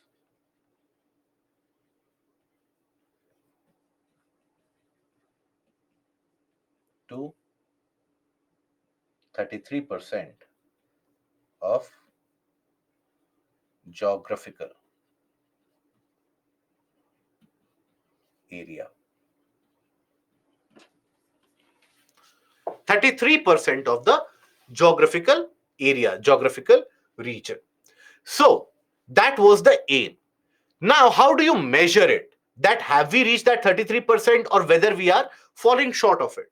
So for that, a biennial exercise means carried every 2 years. So that biennial exercise was started in 1987, which is published by Forest Survey of India. Now that is the India State of Forest Report. Now, India State of Forest Report basically is an analysis of the forest cover, the distribution of the forest across the country, and the type of trees that you have. Now, how do you measure the forest cover? You have people on the ground also, forest rangers also. But overall, first of all, satellite mapping is done. Now, when you take a look at the satellite, obviously, from the top, you will be able to view the canopy of it, isn't it? Canopy of it. From top, this will be your viewpoint. So that canopy cover is measured of any particular area. That what is that proportion which is covered by the canopy of the trees. And accordingly, the forests are classified into very dense, moderately dense, open forest, and even scrubland, depending upon what is the canopy cover of that area. Then you also measure the tree cover. Tree cover as in the regions which are having the trees, but they are not under the category of forest. For example, in whichever portion of the country you are living in, or wherever on the planet you are living in, you will come across in your locality also multiple trees in the same location, many trees in the same location. Do you necessarily call it as a forest? No, not always. You will call it as a forest when you have almost minimum amount of area, that is 1 hectare, minimum amount of that 1 hectare of area under vegetation, natural vegetation, having a canopy cover greater than 10%, that comes into the category of forest, and then it has to be regulated, registered by the state government as well. Then it is included under reserved forest and so on. Okay, so the land area should be minimum of 1 hectare and canopy cover greater than 10%, then it is regarded as a forest. Otherwise, it is simply regarded as a tree cover. Now, this is basically an exercise carried every 2 years.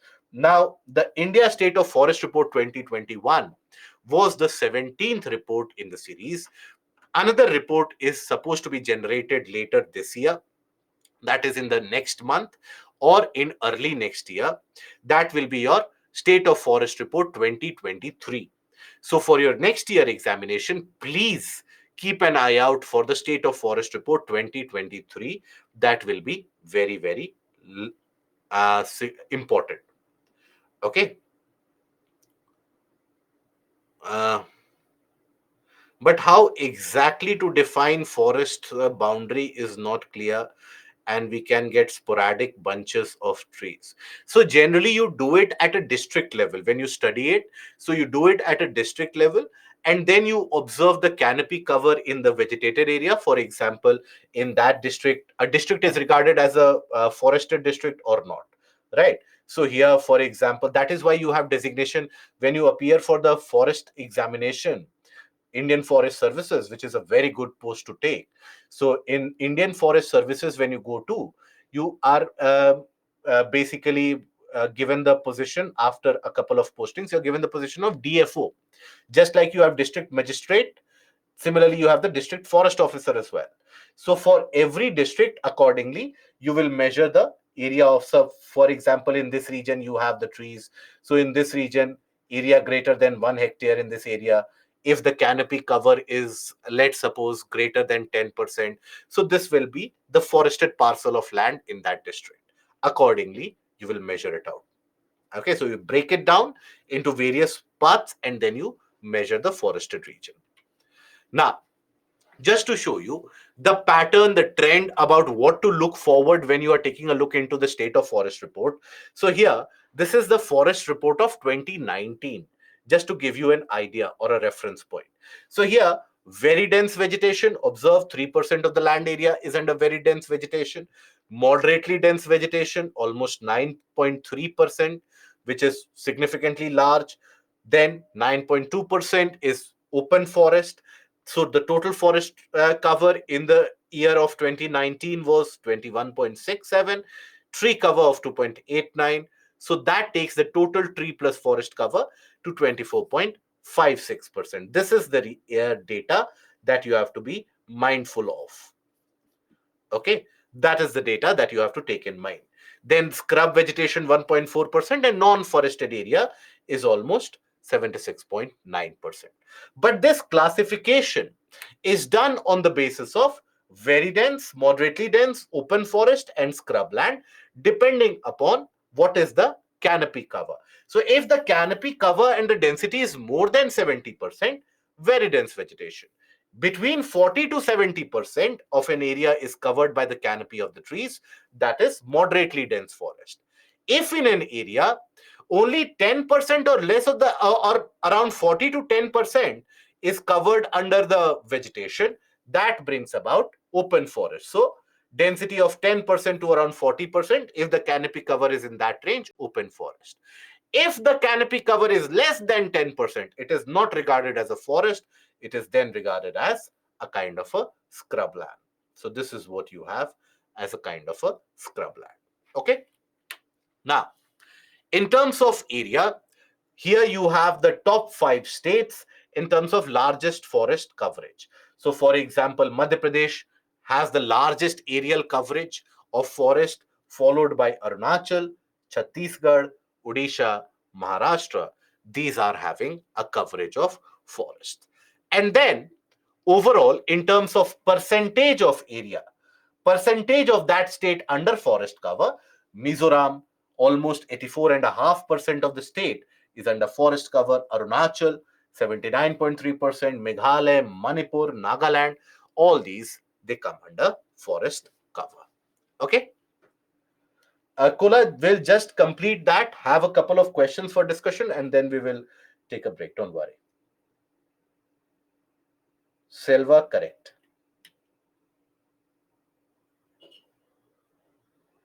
Now, this is the salient feature of the State of Forest report for the year 2021. So the total forest and tree cover of the country is around 24.62%. Earlier, what was the situation of 2019? It was 24.56. 24.56. This has increased to 24.62. Right. Now, there has been an increase in 2,261 square kilometer. And here you will observe that there is an increase in forest cover of around 1540 square kilometer. And there has been an increase in tree cover for 721 square kilometer. Okay.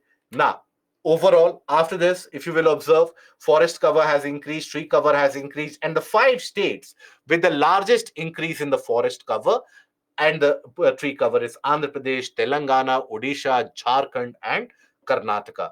These are the states where there has been largest increase in terms of vegetation. Okay, and other important features: the total mangrove cover in the country has also increased by 17 square kilometer. Bamboo forests in India, they have indicated a sharp increase, right? And area under very dense forest vegetation has increased approximately by 500 square kilometer. Having said that, when you consider a long term average of almost 3 to 4 decades, India has experienced a reduction in the area under very dense vegetation. We have experienced a significant amount of reduction. Okay. Now, notably, 17 states and union territories already have more than 33%. For example, Chhattisgarh has close to 44%, right? Similarly, northeastern states we have seen. So 17 states and UTs, they have a forest cover which is significantly higher than 33%. Rest of them have to catch up. Now, here, let us take a look at the couple of questions which can be framed from here. So in India, which one of the following types of forest is teak a dominant tree species of?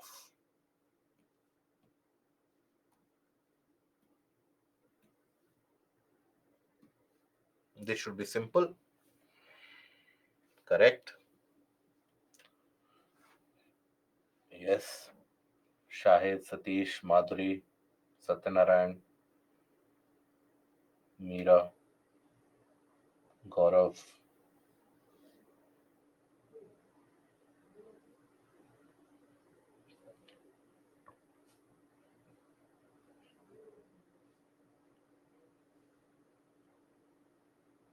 Correct. Majority of you have given the correct answer. Very nice to see. So it is tropical moist deciduous forest, teak, sal, shisham, etc. Sandalwood, variety of that. Then, which one of the following regions of India has a combination of mangrove forest, evergreen forest, as well as deciduous forest? North coastal Andhra Pradesh, south western Bengal, south coastal Saurashtra, and Andaman Nicobar Islands. Which of them have a mixture of all of these? Again, an easy one. Pooja, correct. Shahid, good. Satyanarayan, wrong. Jaswant, correct. Gaurav, correct. Parshuram, Madhuri, incorrect. Abhishek, correct. Good. Again, a majority of you have given the correct answer. So here, if you think about it, north coastal Andhra Pradesh, there you will not find evergreen vegetation. You might find the presence of mangrove as well as dry deciduous, but evergreen won't be found. Southwestern Bengal, it is not southern West Bengal, southwestern Bengal. So in the bordering areas of Jharkhand and Odisha, that is the region of southwestern Bengal. So there you won't find the evergreen. You will find the presence of deciduous in certain portions, maybe mangrove here or there, but not evergreen definitely. South coastal Saurashtra, no evergreen again. Andaman Nicobar Islands, you will find all of them. So the correct answer is D. Okay. Now, after this, we will also take a few of the questions from the portion of oceanography, which we had not discussed past week. So we'll take up that also for discussion. So let us go through them and read it carefully. Here, consider the following statements. In the tropical zone, the western section of oceans are warmer than the eastern sections owing to the influence of trade winds. In the temperate zone, the westerlies make the eastern section of the oceans warmer than the western sections. Which of the statements given above are correct? I will give you 30 seconds for this, or do you want me to give more time? Read the statement carefully and then arrive at an answer.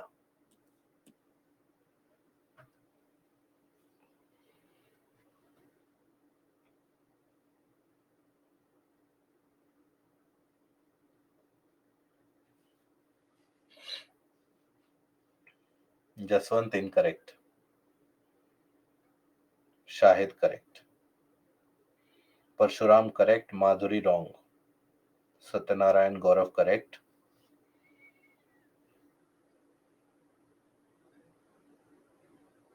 Good. Very good to see. Majority of you again with the correct answer.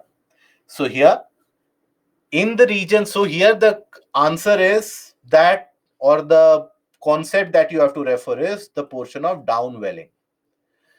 So when we talk about an ocean, let's suppose in the suppose this is your western portion of ocean, this is your eastern portion of ocean. So in the tropical zone, western portion is warmer as compared to the eastern portion due to downwelling which will happen in the western portion. So this is correct. Now in the temperate areas, you will have westerlies which will be in existence. Westerlies in existence means here you will come across downwelling and higher temperature. So eastern sections of oceans are warmer than the western section. So this is also correct. So the correct answer here will be C. That is both 1 and 2 will be the correct answer. Okay.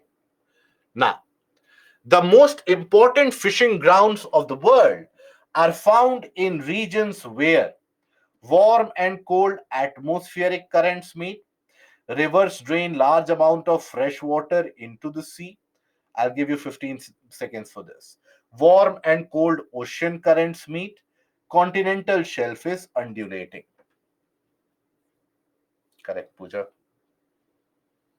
Gaurav, Satish, Abhishek, Satyanarayan. Meera, wrong. Read the statement carefully. Shilpa, Shahid, correct. Good. Majority of you have given the correct answer in this. So wherever you have the warm and the cold oceanic currents where they meet, that is where you find very ideal fishing grounds across the world. Tides occur because of which of these factor? Gravitational force of the sun, gravitational force of the moon, and centrifugal force of the earth. Which of these factors are responsible for the generation and the formation of tides? 15 seconds again should suffice for this.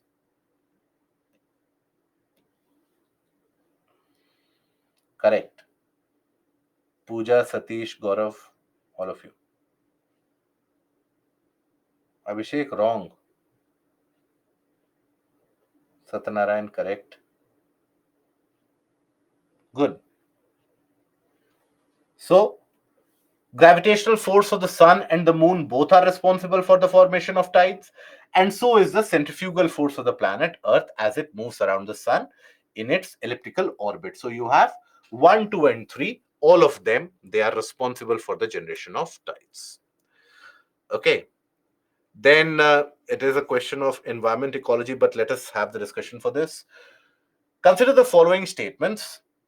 Most of the world's coral reefs are in tropical waters. We are talking about warm water corals.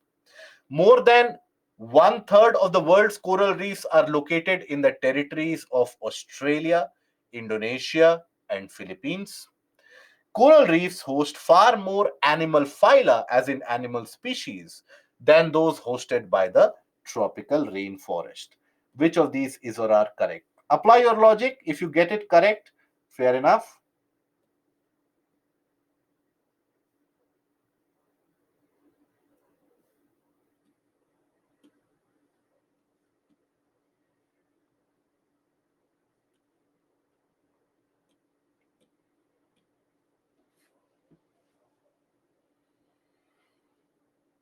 Gaurav correct. Shahid correct.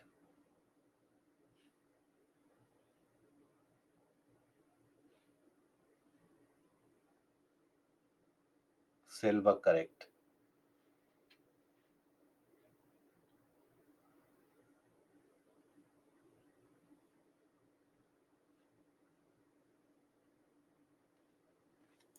So here, most of the world's coral reefs are in tropical waters, correct? Most or more than one third of the world's coral reefs are located in territories around Australia, Indonesia, Philippines. This is also correct. Coral reefs host far more animal phyla than those in tropical rainforest. This is going to be incorrect, because when we talk about the coral reefs, there the number of species which are supported are very high, but in terms of tropical rainforest, the number of insects in itself, that species in itself will be significantly higher. So third statement is going to be incorrect. So the correct statement is A, 1 and 2.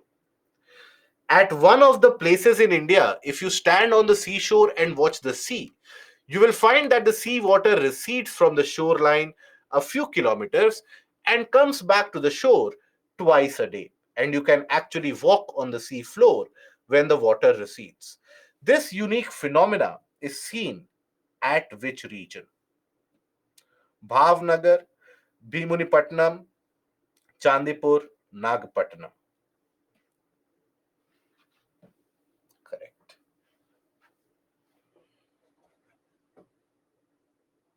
Gaurav Parshuram, wrong.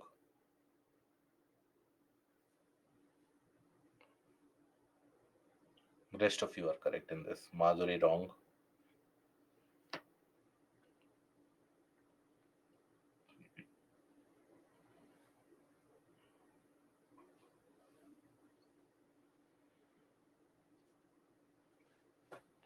Good. Correct answer is C, Chandipur. Okay. So now, after that, we come to the next module of soil and associated problems. Before that, we take a break. And how long a break we need? So we can take a 10 minutes break, and then we will. Do you want the leaderboard now? Okay, let's go for the leaderboard also.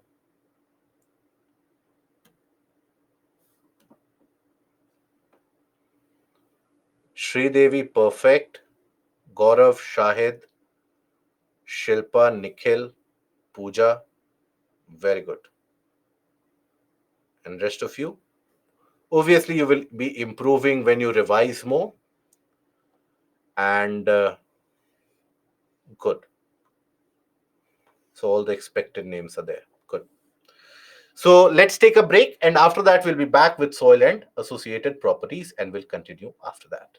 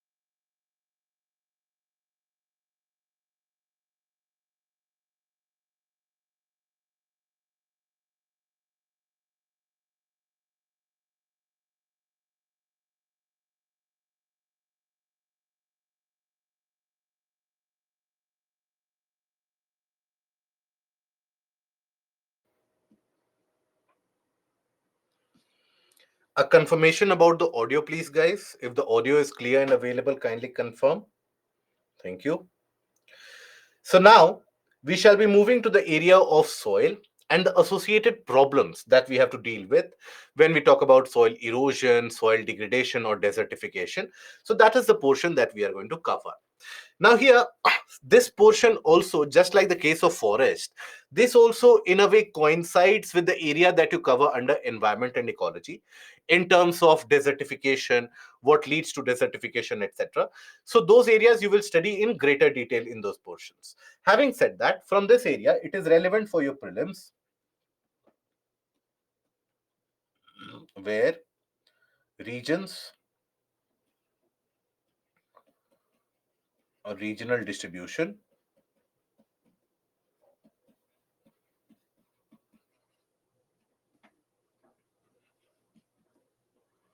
of soil. Then, after that, you also have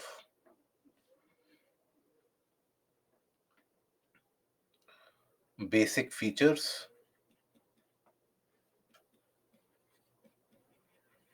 and properties of soil. Right. That is going to be relevant for your prelims. In the mains examination, you will find areas which talk about the problems associated. So, soil erosion and conservation.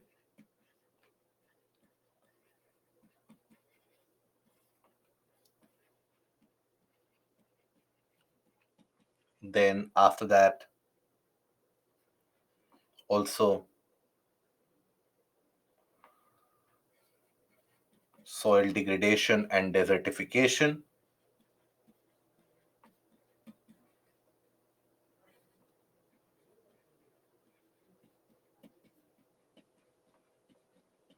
Then, after that, these are the portions that are going to be relevantly, and these are frequently asked in your mains examination also. So, something you have to keep your eye out for. Now, just like in the case of forest, I had told you that read the portion of forest after you have read the area or the portion of climate of the country. Similarly, here I would urge you to read this particular portion after you have gained the idea of physiography. Because once you have understood the physiographical divisions of the country, overall you will gain an idea about the different types of features, land patterns, topographical features, and divisions across the country. Now, soil is nothing but a sum product of what is the topography of that area. Majorly, the type of soil which is found in most of the cases, that ends up representing the type of topography that you find in that area. So, that is something which is very clearly available to you as an information set when you have covered, let's suppose, the areas of the Indian physiographic divisions, what are the classifications of the physiographic divisions, and so on. So, the same template after that you can implement here. Now, when we talk about soil, what is it? So, basically, it is a mixture of the inorganic and organic materials which develop on the Earth's surface. Right? It takes millions of years to form a soil up to few centimeter in depth. So that means when you talk about soil in general, right, in any particular terrain, in any particular area, the rocks, they basically will get broken up, weathered. Various different factors and forces of weathering will be observed. Okay. Now, weathering of rocks will mean smaller particles of fragments will get created. Those particles and fragments will further get disintegrated or divided into smaller portions. And eventually, at the end of it, you will basically find them getting converted into small particles, which make up soil. Okay. So, here, in many of the cases, you'll find that the rate of weathering, the parent rock, the bedrock from which the soil is created, these are the major factors which will influence the various nutrients, etc., which are found to be present in the soil. Now, it is said that a spoonful of soil consists of far more number of species than you can have in any other different amount of ecosystem, basically because of the various different types of microorganisms, microbes, worms, etc., insects that you will find within the soil. The organic content is in many of the cases very, very high. Having said that, when do we say that a soil is fertile? So whenever the soil has got air and water retention capacity, in the sense that it is able to hold water and hold and trap air within it for a longer period of time, only then do we say that the soil is fertile, because it is under these conditions that it will allow for the growth of the plants to take place in a very ideal way. Plants will grow in a much more natural way, in a much more aggravated manner, when you have the presence of very fine particles of soil, which generally have the capacity to hold moisture and air. And based upon the particle size, soil is classified into the fine textured and the coarse grained. Fine textured, small particles. Small particles within themselves, they will always be able to trap air and moisture. But when you have coarse particles or larger particles, that means neither will they be able to retain water, water will immediately flow down, nor they will be able to hold the air. Right? So here, fine particled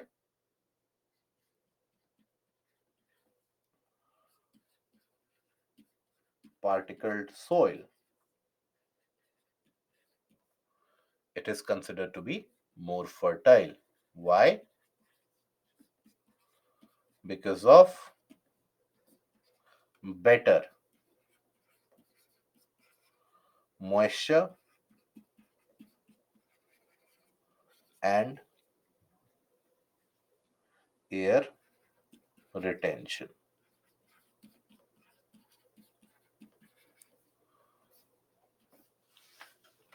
Right.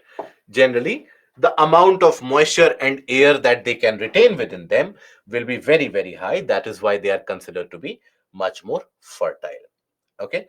Now, there are various different factors which, in a way, shape the properties of the soil, the formation, the time period which is taken, and what is the nature of the soil which gets created. Right, in terms of the organic component, inorganic component, you have various components and compositions present in the soil.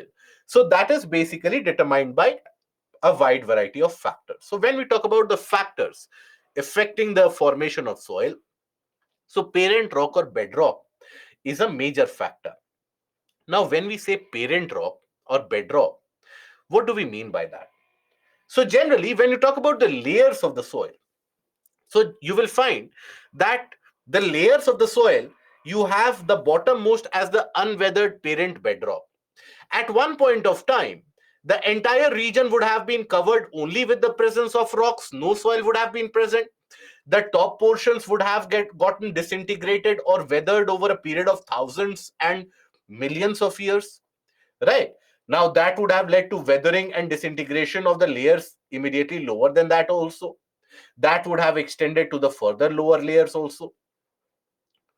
Now the topmost layers, they would have gotten further disintegrated, further broken down, isn't it? So in a way, the bedrock or the parent rock is the one which will give the characteristic, the minerals, etc., that you find in the soil, that will be a product of the components that you find in the parent rock itself, isn't it?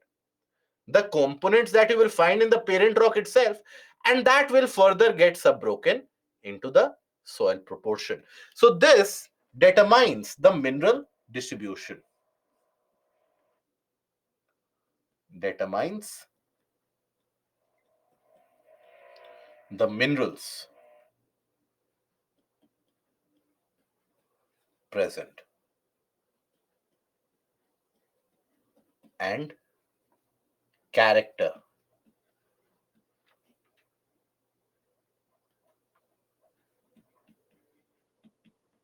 characteristic of the soil.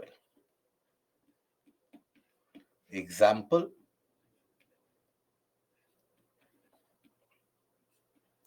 black soil, Or rather than that, better example, red soil formed from crystalline igneous rocks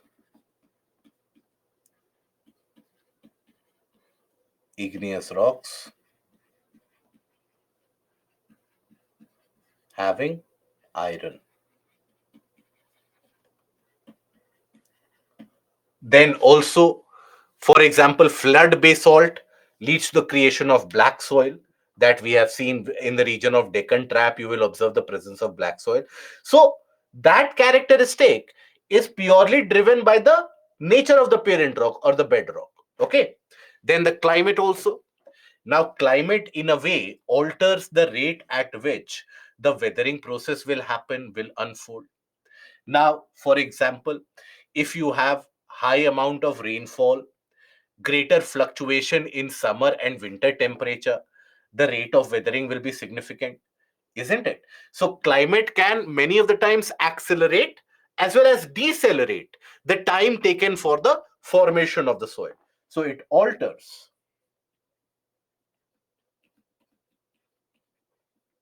the time taken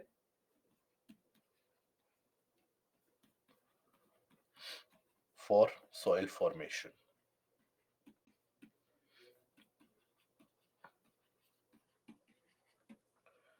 Now, vegetation and other forms of life, they influence the amount of organic component which is present. Organic component is the humus which is present in the soil. That is also very important factor in terms of determining the fertility. Greater the organic component, greater will be the support to plants, and further accelerated will be the plant growth. So in a way, this influences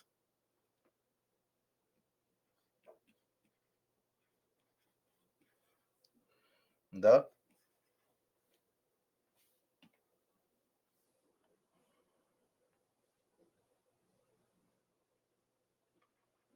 growth or presence of organic matter.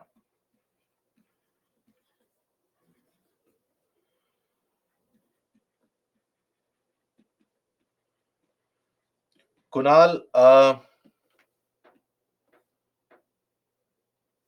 send that mail, forward that mail to me. We'll take a look.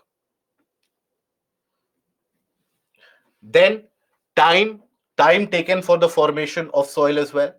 So if for the formation process the time elapsed is much high, the time taken is much high, so the soil particles will get further disintegrated and eventually you have fine particled soil which is attained in a longer time duration. And when you talk about soil which is formed in a very short time window, in a very short time duration, generally will have coarse particled and will also be infertile. So here long time duration basically means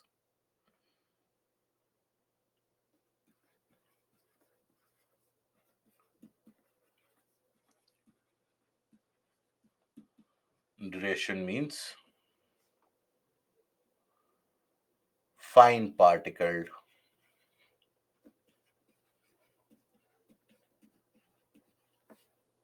soil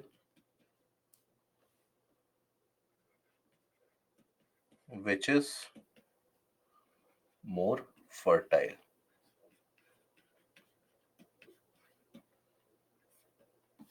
Okay. Then actions of running water, wind, and glaciers. So these agents of nature, they also carry out depositions. So in many of the areas, for example, northern plains, in the region around Rajasthan, what is referred to as Rajasthan Bagar, then in certain portions of Gujarat, in the deltaic region of Krishna, Kaveri, Godavari, Mahanadi, Ganga, Brahmaputra, in all these areas, you have the soil which is created out of deposits, right? So even the action of these agents of nature, that is very, very important and relevant in ensuring what kind of deposits are carried over and the nature of the deposits, because these deposits generally are fine particled and they are also fertile in nature. Okay, so influences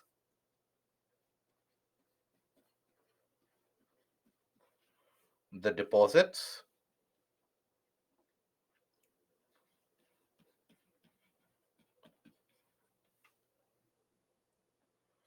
and fertility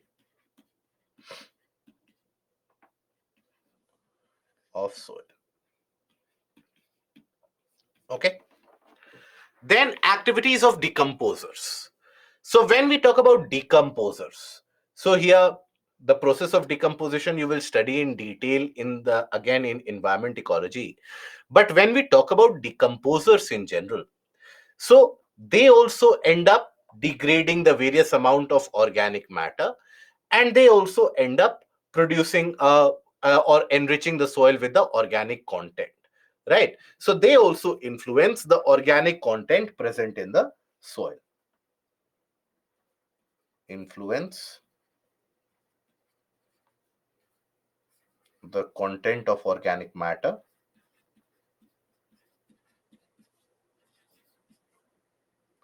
Yes, earthworms will come under this category. Organic matter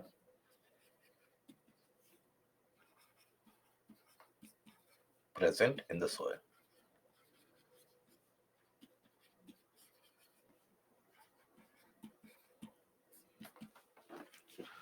So basically, these are the important factors. Other than that, you have soil and the particles of soil, the minerals of it, they also interact with the rainwater. There's a chemical reaction, etc., which unfolds. So that will also influence the property and the nature of the soil, as we see that in cases of excessive amount of rainfall, for example, the reddish soil ends up turning into yellowish soil because of the chemical reaction which takes place for the production of hydroxide, etc. So all these factors end up influencing the type of soil that we see, the type of soil that we experience, and eventually the fertility of it, the characteristic of it, the property of it. All of that are also influenced. So here, now we come to the layers of the soil, basically what we have already seen about. So the soil in itself, it basically exists across various different layers. You would also have observed sometimes that when you dig deeper, you come across soil which is having larger grain size eventually. Eventually, you come across small rocks as you continue to dig, and then you come across a larger rocky portion which has not been broken or weathered at all. So, when we talk about the various different layers of soil, so here a vertical section through the soil showing different layers, that is known as the soil profile or the horizon. And here the topsoil is the most fertile, right? Most fertile layer of soil.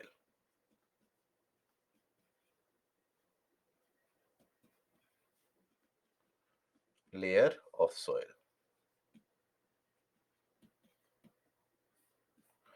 It will have the presence of organic components also. The most smallest of the particles is again something that you find in the topsoil itself, right? So vegetative matter, etc., the microorganisms, everything you will find in the region of the topsoil. The nutrients majorly will also be found in the region of topsoil. Is fertility of soil dependent on region located over which latitude? In a way, you can think about it in terms of that latitude will impact the temperature and rainfall. But then also, you have to understand that the local variations oftentimes can be manifold. And when we say local variations, we mean that, for example, in a particular area, for example, think about the Indo-Gangetic plains. Indo-Gangetic plains at those particular latitude, if you take a look at the corresponding regions in the world, you'll find deserts, right? Be it in Middle East, be it in Africa, even in North America, you'll find desert at those latitudes. But in India, you'll find not arid soil, but fertile alluvial soil in that area. Why? Because they are deposited by the rivers. So you have local variations also, which will come into the picture. Okay. Now, as you move into the lower layer, eventually the particle of size increases, it becomes more infertile, and you come across finally the unweathered parent rock material. Now, here, when we talk about the portion of the top layer, we have seen that it is the most fertile. That is why when that top layer gets eroded, That is when the soil that is left over is no longer able to support vegetation. That is the reason why soil erosion is taken with so much amount of seriousness, and why soil erosion is such a great disaster in the long run. Because once that top layer is carried away, then you won't have many things which can support vegetation. It can end up becoming a desertified landmass. Okay. Now in India, you have a variety of different soil types. Not all of them are relevant or important for your examination. For your examination, chiefly and broadly, you will be asked about four of the soil types. So, relevant for your exams: alluvial soil,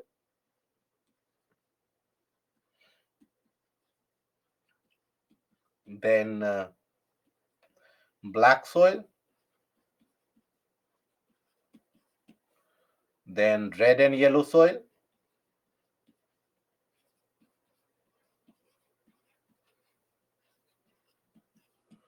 and then laterite soil.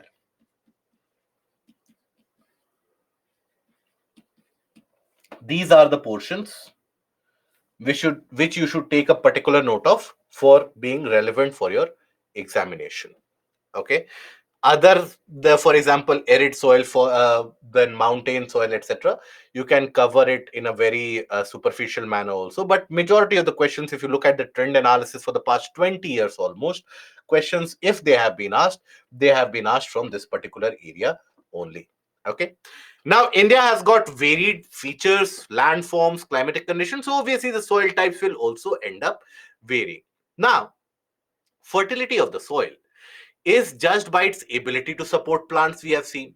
Now, plants require many of the nutrients, major nutrients and minor nutrients. Amongst the major nutrients, plants require the availability of nitrogen,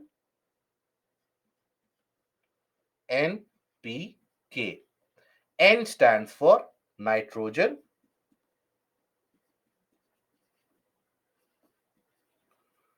P stands for phosphate or phosphorus, and K stands for potassium, which is applied in the form of potash. Right? Now, ideally, N, P, and K, if they are present in the soil will be fertile. But if you take a look at the majority of the soils across the world, they don't have all these components present. Almost all the soil of the world is poor in terms of nitrogen content. And the reason of that also we have discussed earlier. That is because the rocks themselves from which the soil is created, these rocks are poor in nitrogen. And why is it that the rocks are poor in nitrogen? Because the air doesn't readily react with the rocks in the process of formation. Right. So the when we talk about nitrogen which is present in air, or the gaseous form of nitrogen, that is not very reactive. It is almost inert in nature. That is why it doesn't end up forming any nitrate or nitrite with the rocks. And hence, if the rocks don't have nitrates or nitrites, the soil which is created as the end point of it or the end result of it will also be poor in nitrogen. That is why nitrogen is amongst the most dominant fertilizer which you apply to soil in order to augment its fertility, in order to increase its fertility. And which is the fertilizer that you apply to increase nitrogen? It is urea. So that is why urea is one of the most significantly and most commonly used fertilizer that you come across. Ideally, it is advisable that basically NPK should be provided, if you're providing it, should be provided in the ratio of 4 is to 2 is to 1. That means if you are providing 1 unit of potash, you should add 2 units of phosphate and 4 units of nitrogen. But that is rarely followed.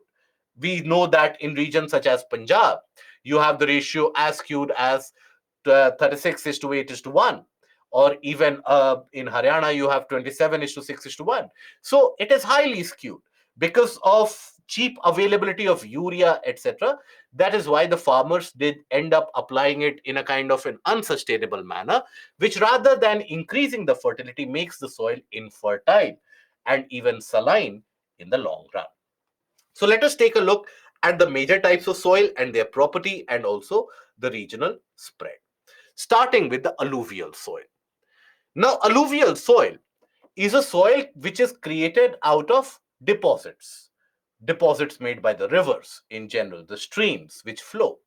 They carry materials, they erode the various different types of rocky surfaces and rocks, and they carry those eroded materials and they deposit it over a larger area.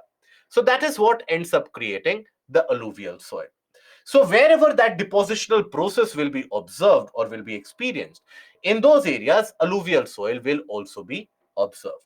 For example, in the entire Indo-Gangetic plains of the north, as far east as if you talk about the region of Brahmaputra plains, the Assam plains, then along the coastline, if you consider the Sundarban deltaic region, Mahanadi Delta, Godavari, Krishna, Kaveri Delta, right? Then for example, around the region of Aravali's also, you have deposits which are carried out by the rivers, in the region which is referred to as Rajasthan Bagar. Then in some portions of Gujarat also, where the rivers flow, there also you will have deposits. So that is why in all these areas you do experience the depositional features or the deposits to be created where you have alluvial soil. Overall, across the country, you'll find that almost 40% of the soil across the country is alluvial soil. Now, this is very fertile. This can support a wide variety of crops. Here also, in alluvial soil also, you have the classification, as we have seen in the previous weekend, about the older alluvium and the newer alluvium. Older alluvium, which gets deposited significantly earlier and has gotten deposited a lot earlier, maybe 100 years, 150 years back, in the case of when we consider them as Bhangar soil. And the newer alluvium, which gets deposited frequently on a daily basis, on a weekly basis, on a monthly basis, very close to the river channel, they are very, very fertile, which is referred to as khadar. Okay, so it covers almost 40% of the total area. The entire northern plains are made out of alluvial soil. They also extend into Rajasthan and Gujarat through a narrow corridor of the streams and the rivers which flow by. In the regions of the eastern coastal plain, particularly in the deltas of Mahanadi, Godavari, Krishna, and the Kaveri rivers. In those areas, you'll find the alluvial soil. These are depositional soil, right? They are transported and deposited by the rivers, generally the Indo-Brahm river system, that is Indus, Ganga, Brahmaputra river in the northern part of the country, and then also the peninsular river systems in the southern part of the country. They are divided into older alluvium and the newer alluvium. So old alluvium is Bangar, new alluvium is Khadar. New alluvium, that is Khadar. This is going to be more fertile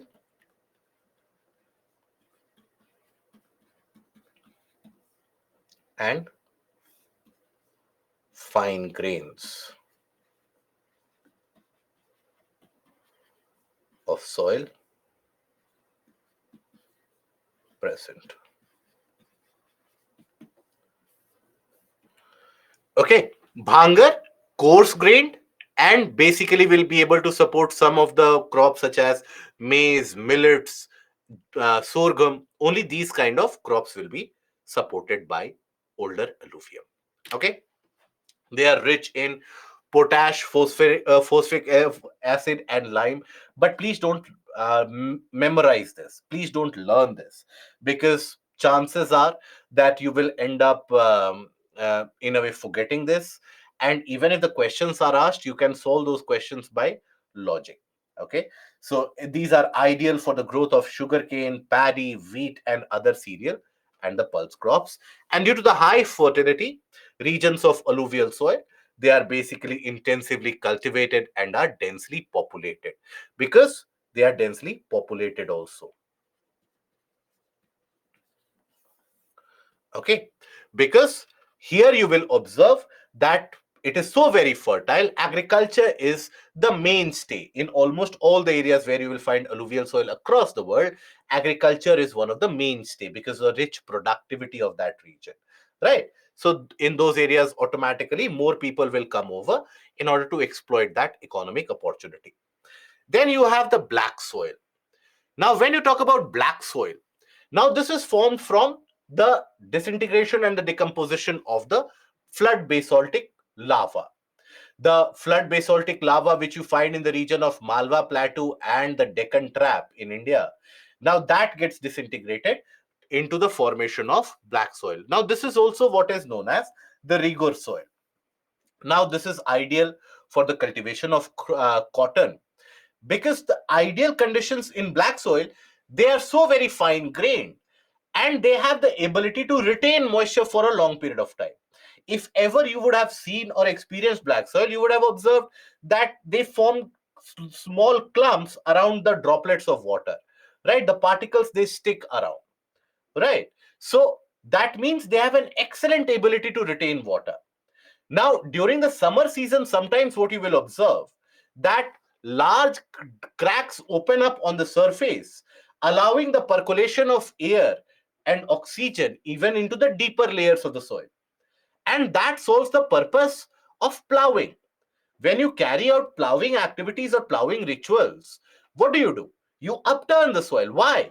In order to allow the penetration of oxygen to the lower layers, so that the biological activities can be augmented, so that you don't have any fungal growth, etc., and so that you have natural aeration and the soil remains fertile. But in the case of black soil, during the dry seasons, automatically it will open up large cracks so that air can penetrate. This is a property which is also referred to as the property of self-plowing of black soil. So here, climatic conditions along with the parent rock material are important for the formation of black soil.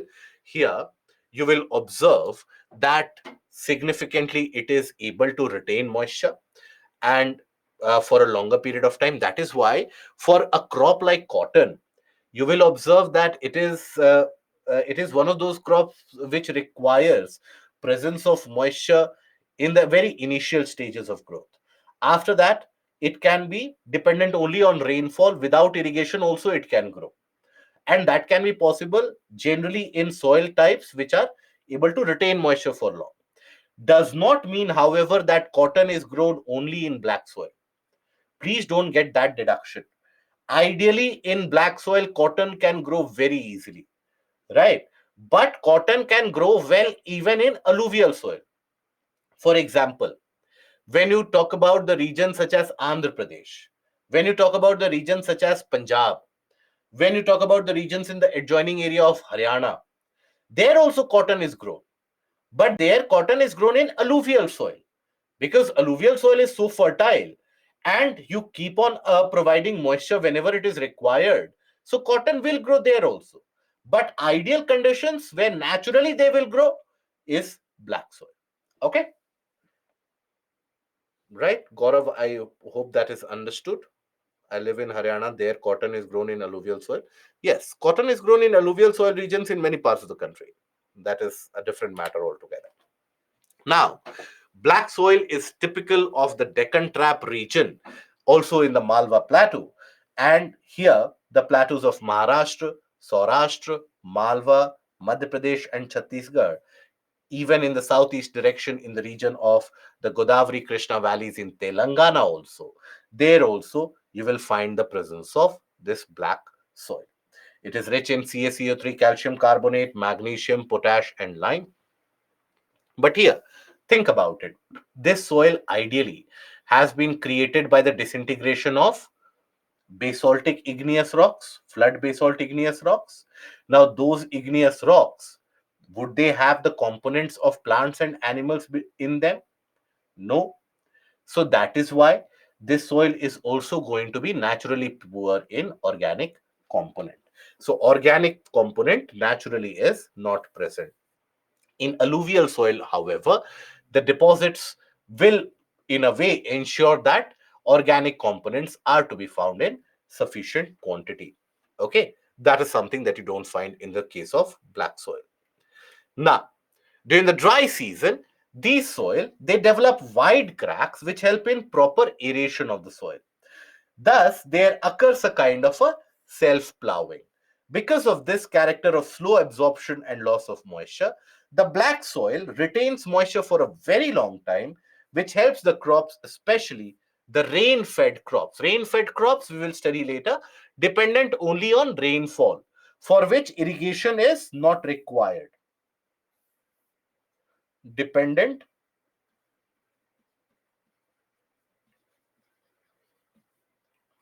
only on rainfall,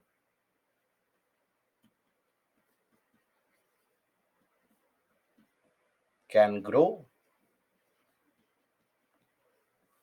without irrigation.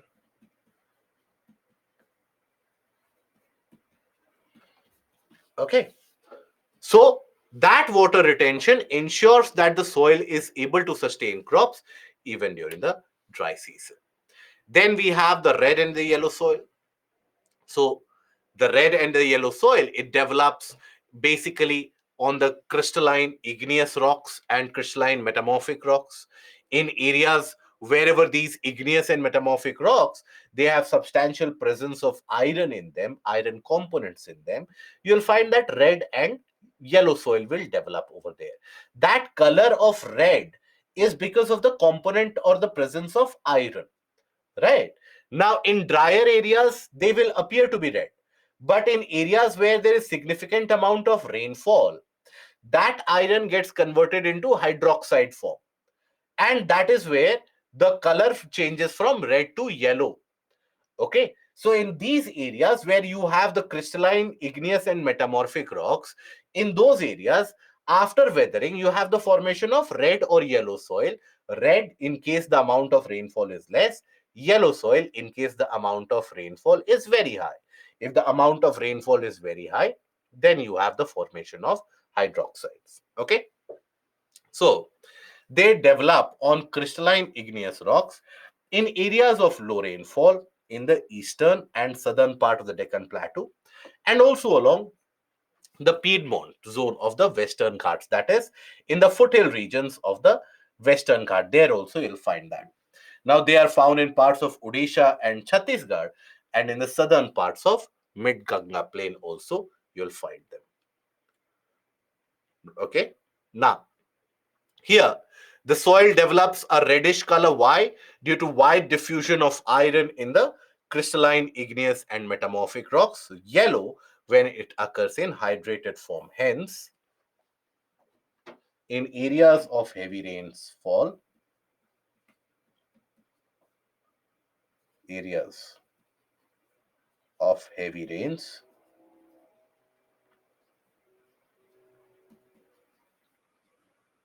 one finds presence of yellow soil. Excuse me. One will find the presence of yellow soil. Okay. Now, they are generally fertile when they are fine grained and coarse grained soil. We have seen almost all the coarse grained soil, they are infertile.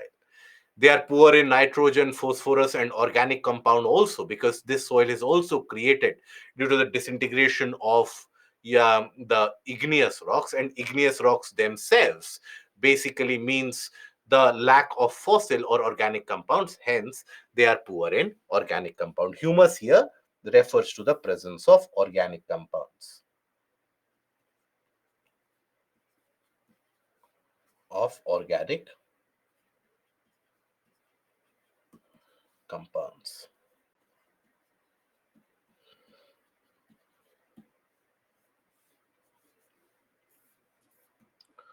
Okay, that is what you have as the red and yellow soil. So overall, if you take a look at the regional spread of it, so there it is pretty easy if you observe the pattern.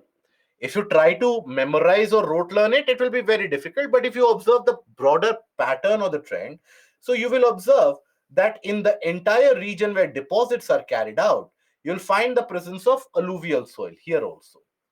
Then in the region of the Deccan Plateau, you will find the presence of Deccan traps. In that region, you will find the presence of Malwa Plateau also. Black soil is available. Groundnut, cotton, these are soybean, these are grown significantly. Then here, you will find the presence of red and yellow soil. In all the other plateau areas, which are basically rocks being volcanic in origin, soil also getting created due to the disintegration or weathering of the rocks. In all those areas, you will find the presence of red and yellow soil. Okay. In between them, wherever you have regions of distributed rainfall, in the sense that very heavy rainfall followed by a very dry season, prolonged dry season, there you have the presence of laterite soil. Okay. Yes, the soil develops the reddish color, Atish, in all the areas where you have less amount of rainfall, where you have drier conditions. In those areas, the soil will develop a reddish hue. It will develop a yellowish color in the rainier areas amongst them. Okay. Surrounding the regions of peninsular rivers, you will find the growth of or the presence of alluvial soil immediately in the surrounding regions. Gaurav, what crops are suitable for red and yellow soil? Vegetables, many of the vegetables, and also when you talk about millets, millets can grow very easily. Okay, so those are the major things that you will find. In red soil, if you take care of the conservation of the red and yellow soil, in certain areas, they can even be used for the growth of the food grains also. So that can also happen. Okay. Now, we will talk about laterite soil, but before that, we'll take the lunch break, and we'll get back at around 2:10. So then we will continue further and we will enter into the portion of agriculture after that. So let's take a break, lunch break up till 2:10, and then we will continue.